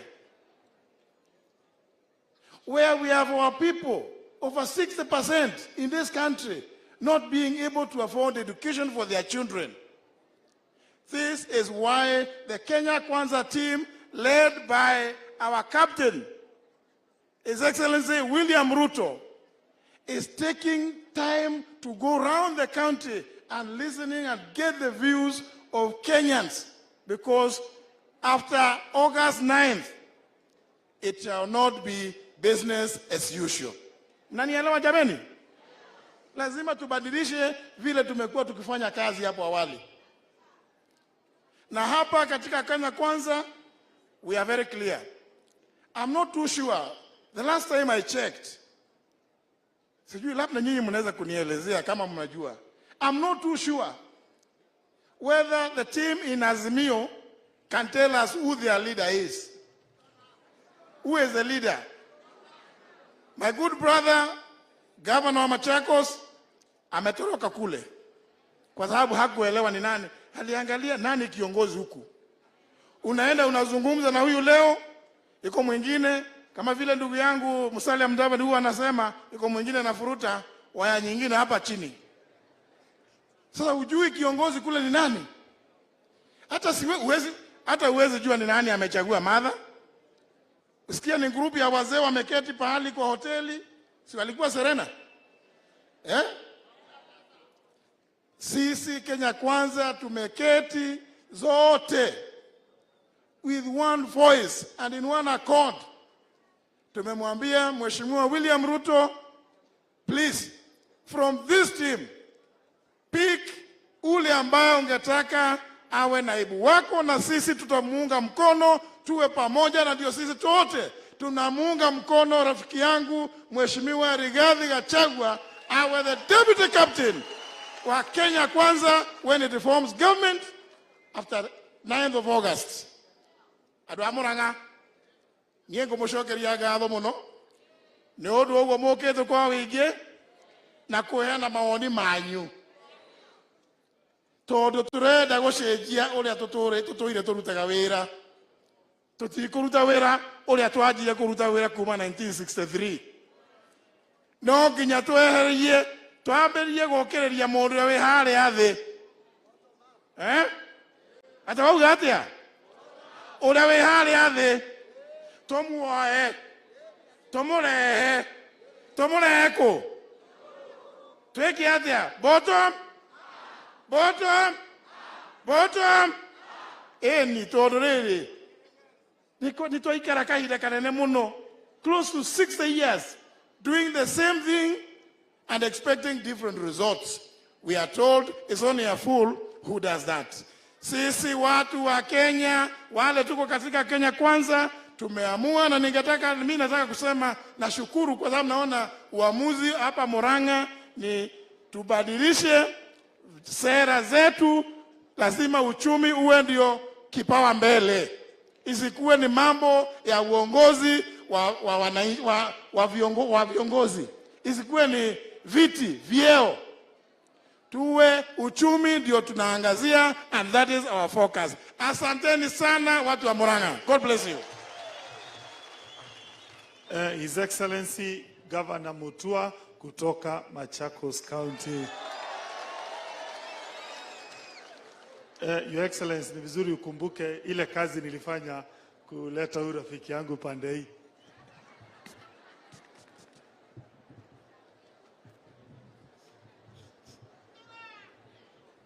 Bwana asifiwe. Adwa Murang'A muriega. Njitagwa Alfred Ng'ang'a Mutua kuma Machakos, na nimefurahi sana kuwa hapa. Your Excellency William Ruto, our Deputy Mudavadi, viongozi wote walio hapa. Mimi nitaongea kwa mfumo wa chap kwa upesi. Point 4. Jambo la kwanza ni kumrejeshea asante ndugu yangu Irungu Kang'ata. Alikuja kunitafuta, akaniambia kuja tukae chini tuongee kuhusu Kenya Kwanza na mengine. Na pia ndugu yangu Irungu mwingine pia, na Irungu ambaye anaomba kiti cha ugavana, tutafanya kazi. Naomba mkuje Machakos tufanye benchmarking kidogo. Najua huku kuna barabara ndogo ndogo hazijajengwa, naonyeshe vile nilinunua machine za kujenga barabara bila kungojea kufanya tenda. Barabara ikiharibika inajengwa chap. Maisha inasonga mbele. Jambo la pili ambalo tumesikiza hapa kwa makini sana, na nimekaa hapa nikisikiza, ni kwamba wananchi wa nchi yetu ya Kenya wanataka maendeleo. Hawataki stories. Tunataka pesa kwa mfuko. Tueleza besha. Tigo. Tunataka pesa kwa mfuko. Na hizi pesa hazipatikani bila mipangilio ya ufanyaji wa kazi. Vijana wetu hawana ajira. Kuna shida. Tutafanyaje? Lazima tutumie akili ndio tuweze kusaidia maisha yenu na maisha yetu katika nchi yetu ya Kenya. Kwa hivyo mpango ambao tunafanya hapa ni mpango ambao unafaa, na sisi hatutaki mabrokers. Nimeangalia kule Machakos, sisi tuna kahawa pia. Tumeanza kupanda. Sisi tuko na mili yetu. Nyinyi pano mnataka kujenga mili yenu. Kipkelion wamefanya sa direct marketing, wanauza kule Korea. Tuangalie mambo ya uchumi wetu. Specifics of what we can do. Wacha historia ya kuchekesha. Ni nini unatoka nacho hapa unaenda nacho nyumbani in terms of maisha yako. Hata kuna mzee mmoja hapa amesema ya kwamba tunaweza fanya biashara intercounty. Wanatuletea ndizi, tunaletea nini? Mbuzi. Unajua Wakamba wakileta mbuzi wanarudi na bibi. Kwa hivyo tunaleta mbuzi, narudi na mnene. Jambo la tatu ni kwamba mimi nilikuwa katika ile timu nyingine ya kuzimia. Na wacha niwaambie watu wangu, ile timu iko shida. Ina utapeli. msidanganywe. Wana ukora. Walifanya hata ile document tulisign wameficha mpaka ya leo, kwa sababu walienda wakabadilisha. Wanafanya ukora na viongozi. Kama vile yule mtu amesema, je, kama wanafanya ukora na viongozi na je na wananchi, si watu wamaliza? Unakuta ni timu ya kiburi na ya mabroka. Sisi tulikuwa kama party leaders, tunajua nini kinaendelea tunapokisoma kwa magazeti. Hatujui. Watu wanakaa chini wanapanga. William Ruto anatukalisha sisi wote, tunapanga pamoja, akili zetu pamoja kuwasaidia wananchi, kwa sababu nia yetu ni kuinua uchumi, nia yao ni kujitafutia mamlaka. Unajua, mimi niliangalia nikaona hiyo karata wanacheza, nikakumbuka msemo yetu tunasemanga kwa Kikamba, pia mnasema na Kikuyu, ugi ukirete ke, si ndio? Mimi nikasema acha nitumie nini akili yangu, nikaruka mapema. Sasa ndugu yangu Kalonzo wa Musyoka jana ameonekana kule Yata anaongea peke yake akichunga ng'ombe kwa sababu ya kile walimfanyia. Nataka kuuliza watu ambao wamefanya hivyo kwa mtu kama Kalonzo, kwa Mutua, kwa Kingi, wengine kwa Mudavadi tukatoroka, wawaletee mtu mwingine hapa, kweli mtafumbwa macho na mambo kama hayo? Si lazima uangalie track record ya mtu. Mwisho ni kusema ya kwamba kweli tumeteseka. Mama amesema hapa tumeteseka katika nchi yetu ya Kenya na tunataka kutatua. Mimi ni kijana, nina watoto wadogo, nyinyi mna watoto wadogo. Hatutaki kuwa nchi ambayo tunaendelea na mateso ambayo tuko nayo. Kwa hivyo lazima tufanye jambo ambalo litatuinua mbele. Wakikuyu wanasema wega wa mbere yake, wega uka mbere yake, si ndio? Tumeteseka sana, lakini tuko na William Ruto. Na nawaambia sisi William Ruto na sisi wote Kenya Kwanza tutaweza kubadilisha hali yenu ya maisha. Marko mlango wa 16 mstari wa 15 unasema ya kwamba enendeni mueneze injili. Mkitoka hapa hivi leo, mwambie watu tusifumbwe macho, tueneze injili hii ya Kenya Kwanza. Tuseme Kenya. Hata wale ambao si wa huku, mwende muambie polepole. Wakamba tunasema kiendo imwitilie, unapewa vile unavyoitisha. Kwa hivyo tuitishe polepole na tuitishe watu na tuendelee mbele. Mzee alisema ya kwamba mwenena wa gonewa, mwenena wa thoko niwa, na mwenena wa Ruto niwa. Mungu awabariki. Let me take this opportunity to now call the next Deputy President of the Republic of Kenya, Brigade Gachagua.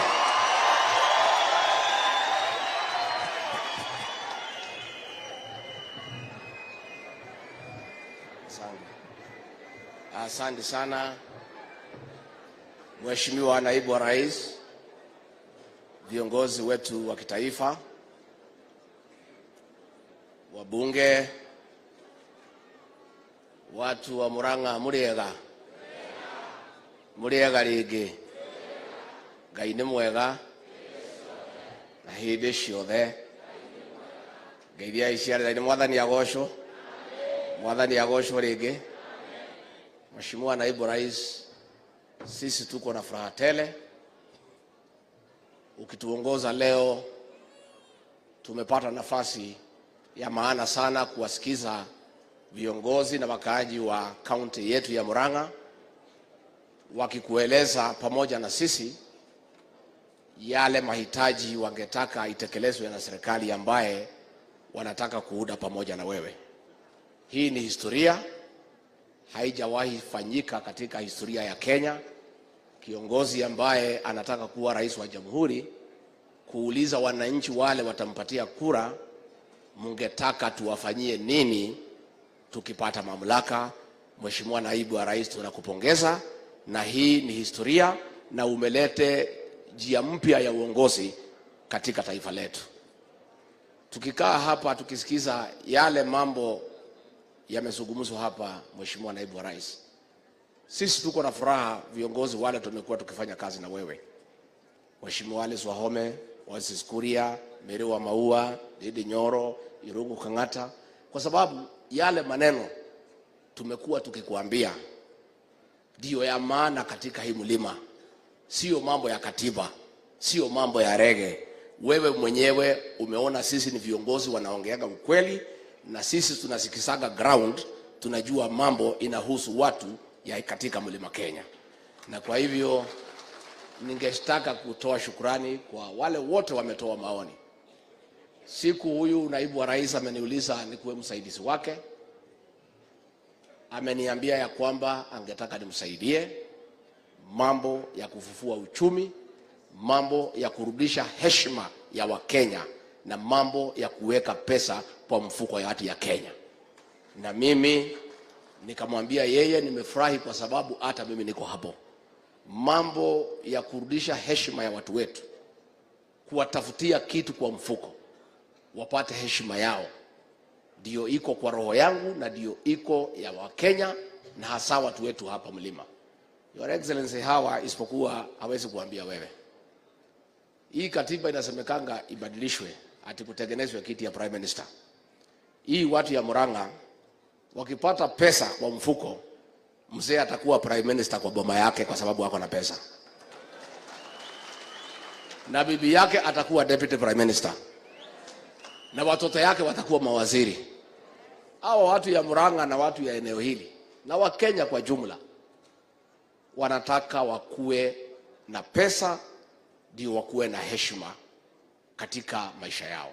Kwa hivyo Your Excellency, vile ulituambia tufanye na kina Moses Kuria na wengine, tayari tumeanza mambo ya guaranteed minimum return, tupate mambo ya bei ya kahawa. Mheshimiwa naibu wa rais, mimi ni mshahidi, nilisoma na pesa ya kahawa, na wakati kahawa ilikuwa na pesa tulikuwa sote na furaha, na siku mambo ya kahawa imekuwa na shida tumehangaika. Mheshimiwa naibu wa rais, ukisort out mambo ya kahawa irudi ipate pesa, hawa watu ya Murang'A na jamii yote watakuheshimu miaka na miaka, kwa sababu mambo yao itakuwa sawa sawa. Pia mambo ya majani chai, mambo ya maziwa. Na Your Excellency, when the leaders here, Justin Muturi, Moses Kuria, Dede Nyoro, Alice Wahome, Mary Wamaua na wengine, and myself, we can never mislead this community. What we are telling this community in broad daylight, we have sat down with you and we are satisfied and convinced beyond reasonable doubt that you have enough plans to sort out guaranteed minimum return for our coffee, milk and tea, urudishe pesa kwa mfuko ya hii watu.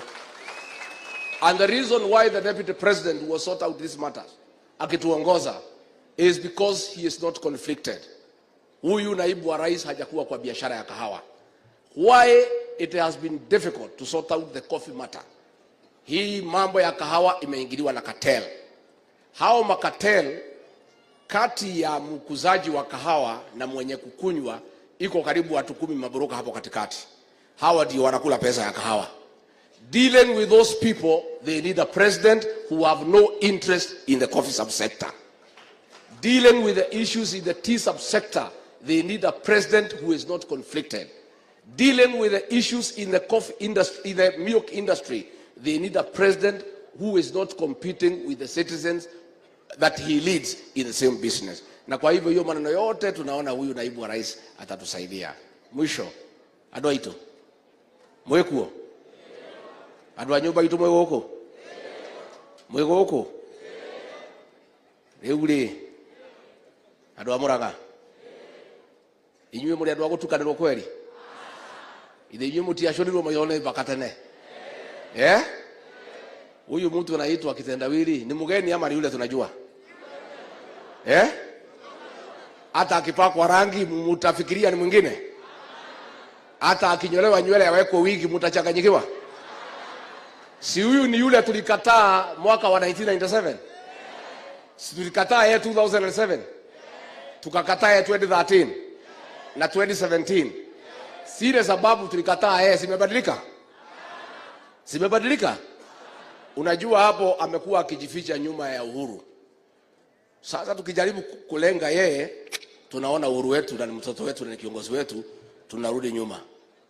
Sasa Uhuru, president wetu, amefanya kitu ya maana na ya heshima. Ameondoka.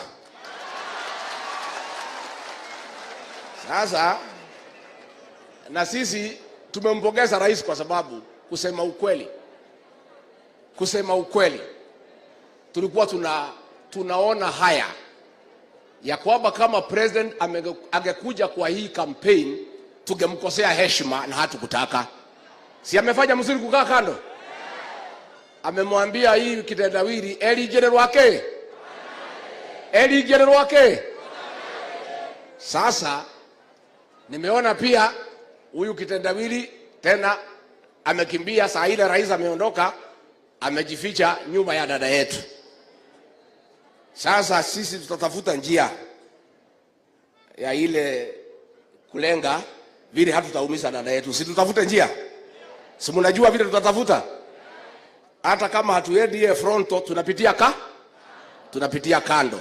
Wewe kitendawili, hata ukijificha nyuma ya dada yetu, you are the same person who know. Wale tunajua. Wewe ndio umeharibu serikali yetu ya Jubilee. Wewe ndio ulisubua Mwai Kibaki. Wewe ndio umehangaisha Big Four, mambo yetu yote imesimama.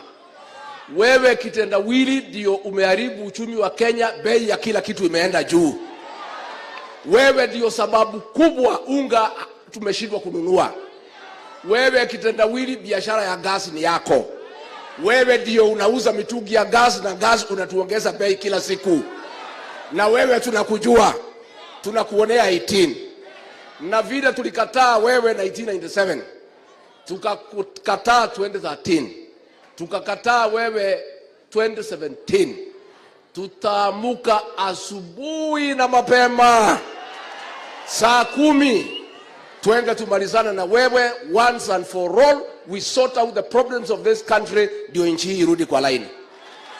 Netoiguithania itu. Hata kama huna sababu nyingine ya kufukuza hiki kitendawili, there is one reason why we must reject him in this region. Sisi ni Wakristo. Si ni watu ya kanisa. Umesikia vile bibi yake amesema? Si amesema ati bwana yake akichukua uongozi atafunga makanisa. Sasa akifunga makanisa tutaenda wapi? So tunasema ashindwe. And we want to tell our mainstream churches, even if they have threatened what they are in a derogatory manner calling small churches, if they close the small ones, they'll come for you. After you, they'll come to the mosques. So mtu yote ambaye aogopi Mwenyezi Mungu hatuwezi kubali akaribie katika uongozi wa Kenya. Nitwale kaneno gwa Murang'A. Jabeno nire kire wega niguo tuhekete kia namba igiri. Nire kire wega. Wiro cio murora ta guhota. Jikare hakuĩ na Jabeno. Tukaroraga maundu manyu. Twina Alice na Dede na Wamaua na Moses Kuria na Kibandi wa Ichung'wa na Jebi Muturi. Tuikare hau maundu manyu matikana hengicane. Tuikare ta utongiona kanyamu tukoya tukamuirukiria. Niguo mukwenda. Ni andu aigana marauga turugame na William Samoei Ruto. Nimwendete Jabeno. Nimumiendete. Ino itagwo Ruto. Ino yarithagia nguku. Ino yaracambio. Ino yaraigirwo igenyo. Ino yagiririo guthii Uganda. Ino yatunyirwo thigari. Ino yarauga turehe bottom up. Ino yarauga andu mekirwo mbeca mihuko-ini. Nio murenda. Ni andu aigana marauga ni William Samoei Ruto. Asanteni sana andu wa Murang'A. Na ndiende wanyu muno. Kairetu kana jikaraga na korutete guko kwanyu. Na ndanogire muno ngigacaria. Ni kwambata irema. No mugikauga akwa ndari gutiki. Wandari gutiriki. Riu nguranite hakatanga handu etagwo ndunyu ya chere ndi muthoni wanyu. Koguo maundu manyu matingika atia. Twi kindu kimwe, Ngai witu wa murathime, na twirwo mundu agiuka guturehera andu gatha ya ruriri iria tuwi ni mutumia uri hao gwitwo Alice muthoni wa Home. Iyo niyo gatha ya ruriri. Uyu riria maundu marituhite niwe waririe. Niguo Dede Nyoro niwe waririe. Niguo mundu gwitwo Kang'ata wa Marua ni aririe. Kimani wa Ichung'wa ni aririe. Rigathi wa Gachagua ni aririe. acio marokire ri indo cia andu aitũ igĩcirwo Nyamake marĩ nĩ mwamaiguire indo cia andu aitũ ikenyarirwo na gũkũ Mambatha nĩ mwamaiguire andu aitũ makĩingatwo karĩ Ivang'i na Rwai hĩndĩ ya mbura ya mafuriko rĩ nĩ mwamaiguire iria rĩkĩgũrwo ta rũhiũ rũtuĩku rĩ nĩ mwamaiguire kahũa gaitũ na macani makĩrĩhwo ta rũhiũ rũtuĩku nĩ mwamaiguire rĩu maroka kũmũhenia atĩ no magitĩre andũ aya andũ aitũ nĩ andũ ogĩ nĩ mũĩ njamba cianyu cia rũrĩrĩ cia kũgitĩra maũndũ ma nyũmba itũ Ngai witũ amwekega na amũrathime. Hey, Your Excellency, you did a very good job. Kama Gachagua, sijui mtu mwingine anaweza ongea kama Gachagua. Kwena mũndũ ũngĩ endaria wega endarithiaga inoro agatetera William Samoei Ruto. Hũrĩrani Ruto makobi nĩ gũthura Gachagua.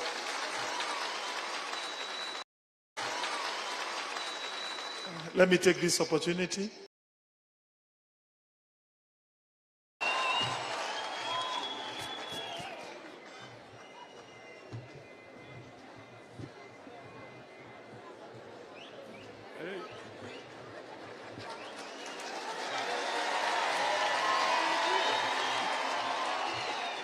Murang'A hoye! Murang'A hoye! Mnajua earthquake? Mnaijua? Weka mkono juu. Zungusha. Sema earthquake. Earthquake. Earthquake. Haya. Mimi nimejionea mayangai.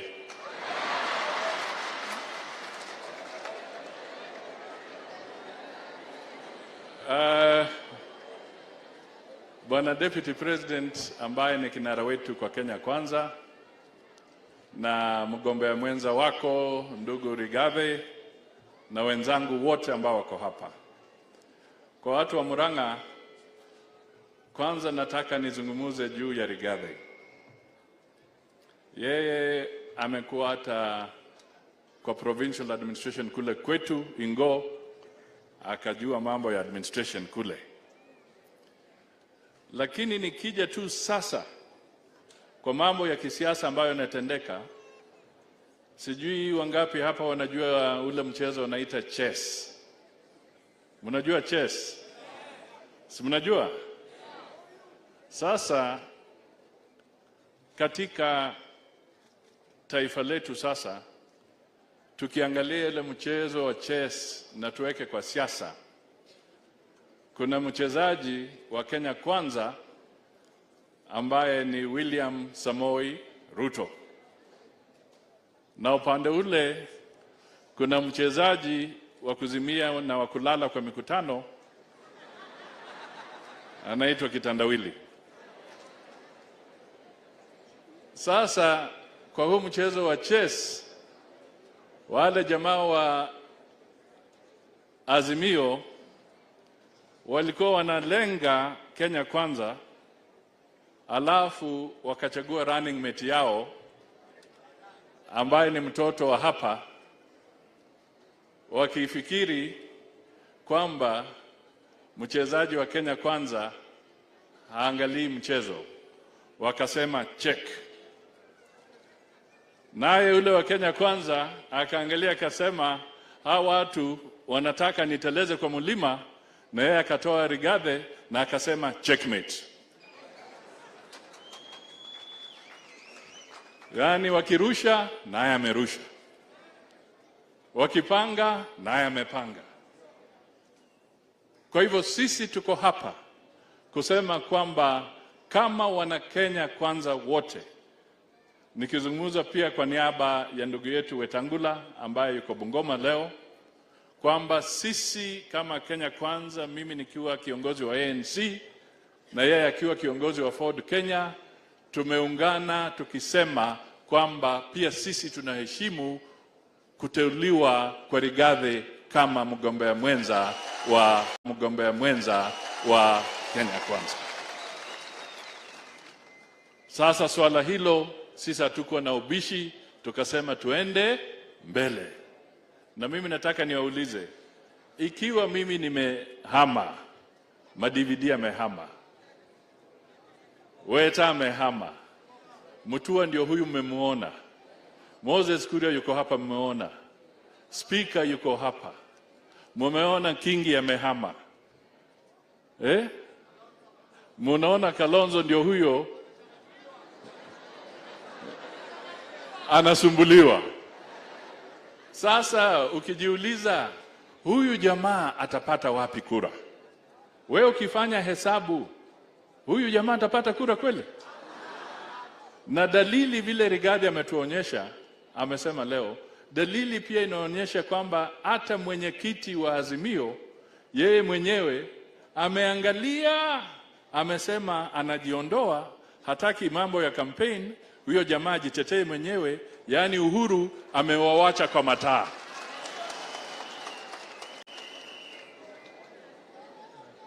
Tunaelewana hapo? Kwa hivyo Kenya Kwanza tarehe 9 mwezi wa 8 ndio watapata nini? Ushindi. Jambo langu la pili, and this one nataka watu wa Kenya wasikie vizuri. When we were moving around, tukiwa na Mheshimiwa Ruto, tukiwa na Mheshimiwa Alice Wahome na wengine ambao hawako hapa, tulipokuwa ng'ambo, ile delegation ambayo iliongozwa na William Samoei Ruto, kuna swali tulikuwa tunaulizwa kila mahala kwamba will you accept the results of a free and fair election?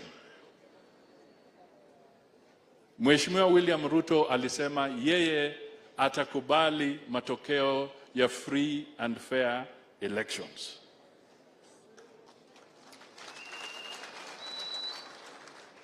Kwa sababu yeye anataka Wakenya maisha yao yawe sawa na demokrasia idumishwe. Mpaka wa leo tunangojea tuone wale wa kitandawili, will they commit that they also want free and fair elections and they shall accept the results of a free and fair election. Mimi nataka niseme hivi, tumeanza kuona dalili, and I want the people who follow this. The IEBC is responsible for managing a free and fair election. Lakini tumeanza kuona dalili kwamba yule jamaa ambaye alikuwa CEO akisumbuana na Chebukati, tunaanza kuona dalili ni kama mtu amemweka pahali azidi kusumbuana na Chebukati. We want to make it clear that the institution that runs the election is the IEBC and not the CAK ambayo inalinda mambo ya airwaves. Kwa hivyo hatutaki watu waanze kuchochea so that we bring conflict between the IEBC and the Communications Authority. We do not want this, kwa sababu hiyo ni dalili ya kutuonesha kuna wachache ambao wanataka wacheze na uchaguzi wa Kenya. Do not attempt to do that. Pia tumeona kwamba kuna wengine ambao wanatoa udadisi ambao hauna msingi, opinion polls that have no credible foundation.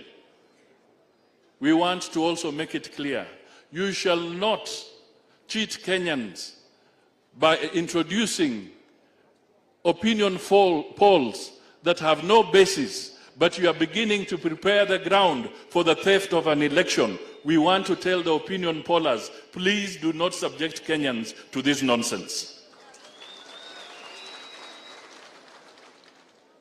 Hii ni foundation ambayo hatutaki.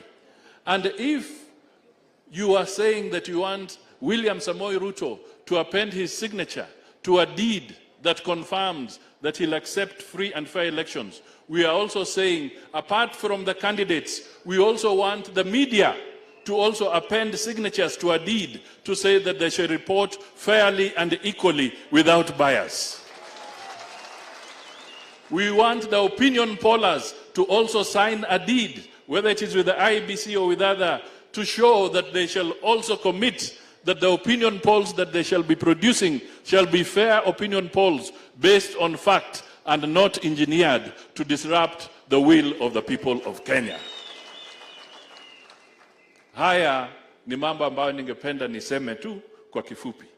Nikimaliza, mimi na imani kwamba tukishikana kama Kenya Kwanza, ushindi ni wetu, na ushindi huo ni wa Kenya, na ushindi huo ni kuhakikisha kwamba uchumi wetu utabadilika kwa njia inayofaa.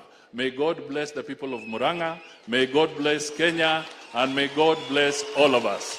Sasa ni wajibu wangu kuchukua nafasi hii nimwalike Chief Hustler Mheshimiwa William Samoei Ruto.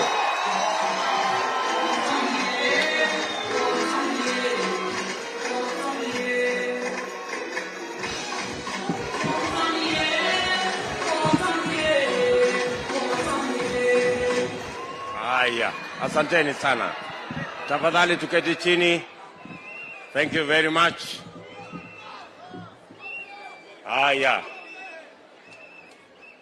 Wangwana wa Murang'A tena hamjambo. Adwaitu moriega. Bwana Yesu asifiwe. Hebu mnisalimie hewani hivi nione. Bwana Yesu asifiwe. Basi mimi nilisema pale mbeleni kabla tukiwa tunafungua kikao hiki, nataka niwashukuru viongozi wote. Nataka nishukuru wana Murang'A wote, kina mama, vijana, wazee, stakeholders wote ambao mumesema maoni yenu, mumetoa pendekezo zenu, mumetupatia ideas zenu, na mimi nataka niwahakikishie ya kwamba every suggestion you have made, every contribution you have made, all the ideas that we have heard from you, tutasiweka pamoja, and it will inform our plan going forward. Na mimi nataka niwahakikishie ya kwamba manifesto ya Kenya Kwanza, manifesto ya chama chetu cha UDA itakuwa ni manifesto ambayo imeunganisha mawazo na mapendekezo ya Wakenya wote, wakiwemo watu wa Murang'A, na vile nilisema tutarudi hapa Murang'A sasa kuja kuweka sahihi chata ya watu wa Mombasa na serikali ya Kenya inayokuja. Watu wa Murang'A tunakubaliana? Tunakubaliana? Mimi vile vile nataka mjue ya kwamba hii kazi yote tumefanya na hii mjadala yote tumefanya siku ya leo ni ya muhimu sana kwetu, kwa sababu vile niwaeleza, mambo ya siasa ya Kenya ni lazima tubadilishe. Tumewasikiza kwa makini mapendekezo mliotoa kwa mambo ya credit. Tuhakikishe ya kwamba kuna mkopo yenye riba ya chini, ili mkulima, ili mfanyabiashara na wale stakeholders wengine wote waweze kupata access to credit that is affordable, ndio wasaidie sisi katika kuzalisha uchumi wa taifa letu la Kenya. Tumewasikiza kwa makini kwamba mnataka tupange soko ya maziwa, soko ya kahawa, soko ya avocado, soko ya macadamia na zile bidhaa zote ambazo tunazalisha, na soko hiyo iwe ni soko ya taifa letu la Kenya, iwe ni soko ya kimataifa. Na mimi I want to give you our assurance that we will make sure that we will take lead as government to ensure that our farmers have access to markets uninterrupted by brokers and cartels, so that every farmer can use their farming activities kuweka pesa mfukoni. Mumetueleza ya kwamba munataka tufanye value addition na agro processing ili itusaidie kupanga nafasi ya ajira ya vijana wetu, na vile vile ituongezee dhamana na ituongezee pesa ambayo inafika kwa wakulima wetu. And I want to give you my assurance that that is in our plan, to make sure that everything we produce is not sold in the primary form, that we have opportunities for agro-processing, we will create opportunities for value addition, we will create opportunities for export markets so that we can use our agricultural activities to enhance our economy and to make sure that our farmers become the primary beneficiaries, and our young people, through jobs and other opportunities to do business, will equally become beneficiaries of all the agricultural activities in our nation. Vilevile tumewasikiza kwa makini mambo ya matibabu. Mulisikia governor wetu Bwana Irungu Kang'ata ameongea juu ya mambo ya NHIF, juu ya mambo ya community health volunteers, na tutahakikisha ya kwamba primary health takes lead so that we can prevent more than treat whatever ailments that come the way of every Kenyan. So tutashirikiana pamoja na nyinyi, na mimi nataka niwahakikishie tutarudi hapa Murang'a sasa kuweka sahihi kabisa, so that day 1 tarehe 10 mwezi wa 8 tutakuwa na mahali pa kuanzia na priorities ya watu wa Murang'A County. Neguo karatiguo, tumekubaliana tutatembea hiyo pamoja, barabara hiyo pamoja. Na mimi nataka nimalizie kwa kusema hivi, kwa sababu leo tumekuja shughuli hii ya muhimu, na mumesikia viongozi hawa wetu wote wameongea juu ya hiyo kazi ambayo lazima tufanye. Tumekubaliana vile vile ya kwamba mambo ya uchumi will take precedence. Mambo ya uchumi itachukua kipaumbele, mambo yale mengine yatabaki nyuma wakati tunapanga mambo ya serikali yetu ya mwaka huu tukienda mbele. Mwisho kabisa nataka niwaambie ya kwamba sisi tumeungana hapa. Sisi ni watu ambao tunamcha Mungu. Sisi ni watu ambao tunaweka ahadi. Sisi ni watu ambao ni waaminifu. Siasa yetu haina ukora, haina utapeli, haina udanganyifu. Mimi nataka niwaulize ndugu zetu wale wengine ambao tunashindana na wao, watupatie kaheshima kidogo, kwa sababu itakuwa ni mambo magumu sana wao watuambie wakati tulikuwa tunapanga serikali 2013 wao walikuwa wanatupinga. Tukawa tunapanga serikali 2017 wao walikuwa wanatupinga. Tukawa tunapanga maendeleo ya mambo ya reli, wakawa ni watu ambao hatukukuwa na wao. Tukapanga barabara hizi zote kilomita 10,000 Kenya, hawakukuwa na sisi. Tumepanga mambo ya NHIF, tumepanga mambo ya miradi ya maji, tumepanga yale mambo ya TTI, tumepanga mambo ya kuunganisha stima, hatukukuwa na wao.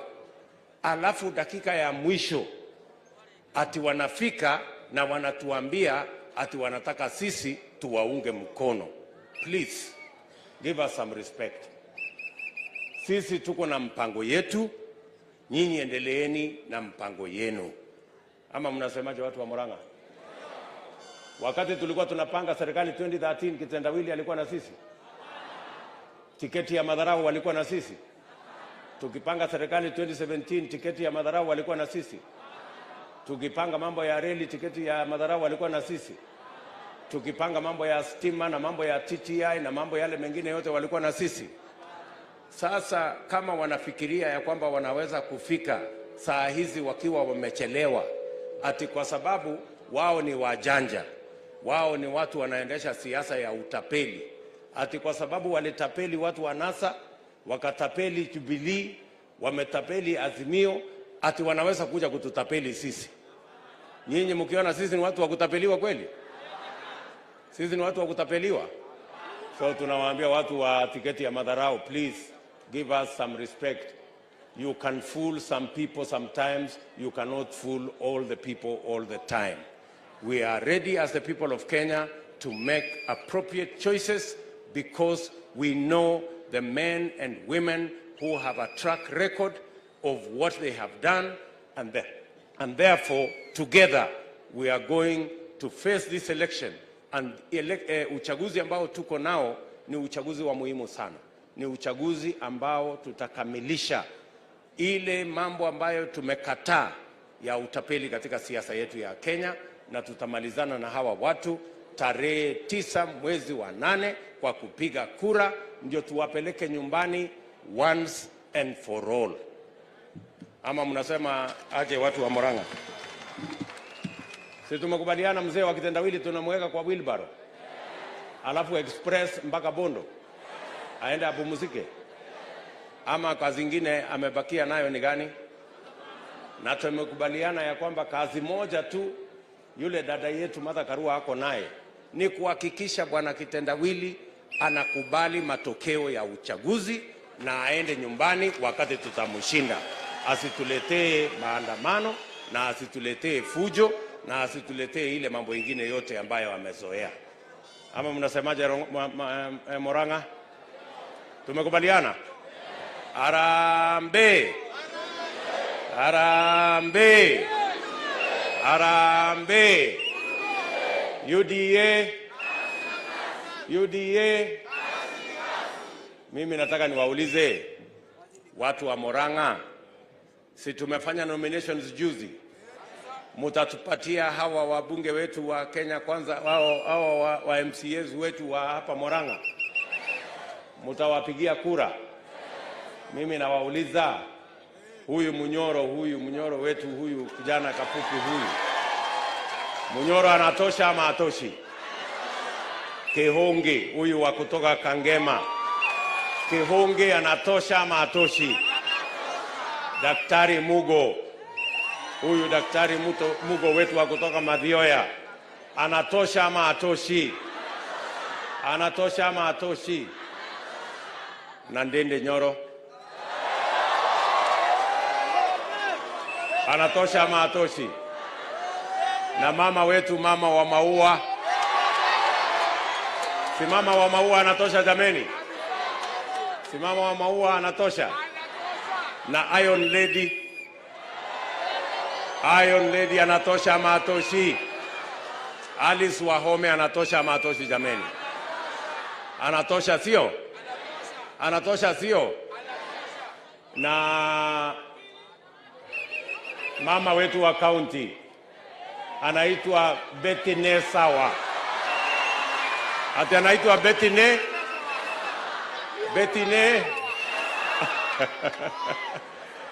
anatosha huyu mrembo ama atoshi? Betty Sawa si anatosha? Na seneta wetu Nyoto,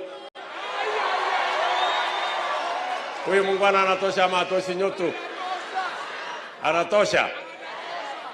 Na ndugu yetu wakili Mureu kutoka kule Gataga, huyo mungwana anatosha ama atoshi? Tumekubaliana? Na Kang'ata wa Marua, si watasotiana na huyu jamaa Bwana Irongo? Wewe Kang'ata wa Marua, barua ile ingine unaandika lini? Unangojea? Si ulisema utaandikia barua ya yule mtu aende? Haya, asanteni sana. Tumekubaliana jameni? Tutatembea pamoja? Tutakubali tuungane kama Kenya Kwanza? Wapi nduru ya Musalia Mudavadi wa Kenya Kwanza jameni? Na nduru ya Moses Kuria iko wapi? Na nduru ya Alfred Mutua yuko wapi? Na spika wetu Justin Muturi iko wapi? Mimi nataka niwaulize, huyu jamaa anaitwa Kandaya Wera. Yeye mnajua huyo Kandaya Wera? Huyu Rigathi Gachagua. Wakati tulikuwa tunapanga mambo haya, huyu Rigathi Gachagua, mimi nataka niwaambie watu wa UDA na watu wa Kenya Kwanza, huyu mungwana alipatiwa jina kanda ya wera, na mnajua sisi wote tuko hapo kwa wera ni wera. Kuna mwingine ambaye angetosha vile kuliko kanda ya wera? Si ndio kuja asukume hiyo kazi ni kazi? Na huyu Rigathi Gachagua tumeanza na yeye pale nyuma, na nimemuona nikamchunguza na nikajua ya kwamba huyu muungwana ako na kazi ya mwananchi in his mind and in his heart, na ndio tumekubaliana ya kwamba alianza kuongea mambo ya GMR ya kahawa na chai na maziwa kabla ya kila mtu kuongea mambo ya GMR, na nikaona this is the man that can help us working together with all our teams to make sure we sort out our economy and we sort out our agriculture. Tunaelewana? Mnasema Rigathi Gachagua anatosha ama hatoshi jameni? Anatosha ama hatoshi? Na mimi nimekubaliana na Rigathi Gachagua. Sawa sawa? Sisi ni watu wangwana. Sisi ni watu wangwana. Siku itafika ya mimi na Rigathi Gachagua kuondoka. Sisi tumekubaliana na Rigathi Gachagua, we are going to mentor young leaders. We will not be jealous. Hatutapiga ati viongozi wengine ambao wako wanatuunga mkono. I want to give confidence to all the younger leaders behind us that in Rigathi Gachagua and myself, you have mentors. We are going to work with you. We are going to make you better so that you can lead our country better. Tumekubaliana? So tumekubaliana mimi na Gachagua tutapanga maneno kwa usaidizi yenu na kwa kura yenu, alafu ukifika muda wetu sisi tutaita kina Ndindi Nyoro, tutaita kina Kemani Ichung'wah, tutaita hawa kina Irungu na hawa wadogo hapa, tuwapange, tuwaachie uongozi muendelee. Neko kana tuko? Tunakubaliana hivyo? Tunakubaliana hivyo? Mnatuunga mkono ya kwamba tumenta hawa vijana wakuwe viongozi bora kuliko sisi? Ama mnasemaje Murang'A? Ni hivyo? Tunakubaliana? Mimi nataka nimalizie hapo niseme asante sana kwa kutukaribisha hapa Murang'A. Bado tuko na kazi ingine na mkutano ingine kule Nyeri. Tunawatakia baraka ya Mungu. Mwathani amurathime. Asante. Asante.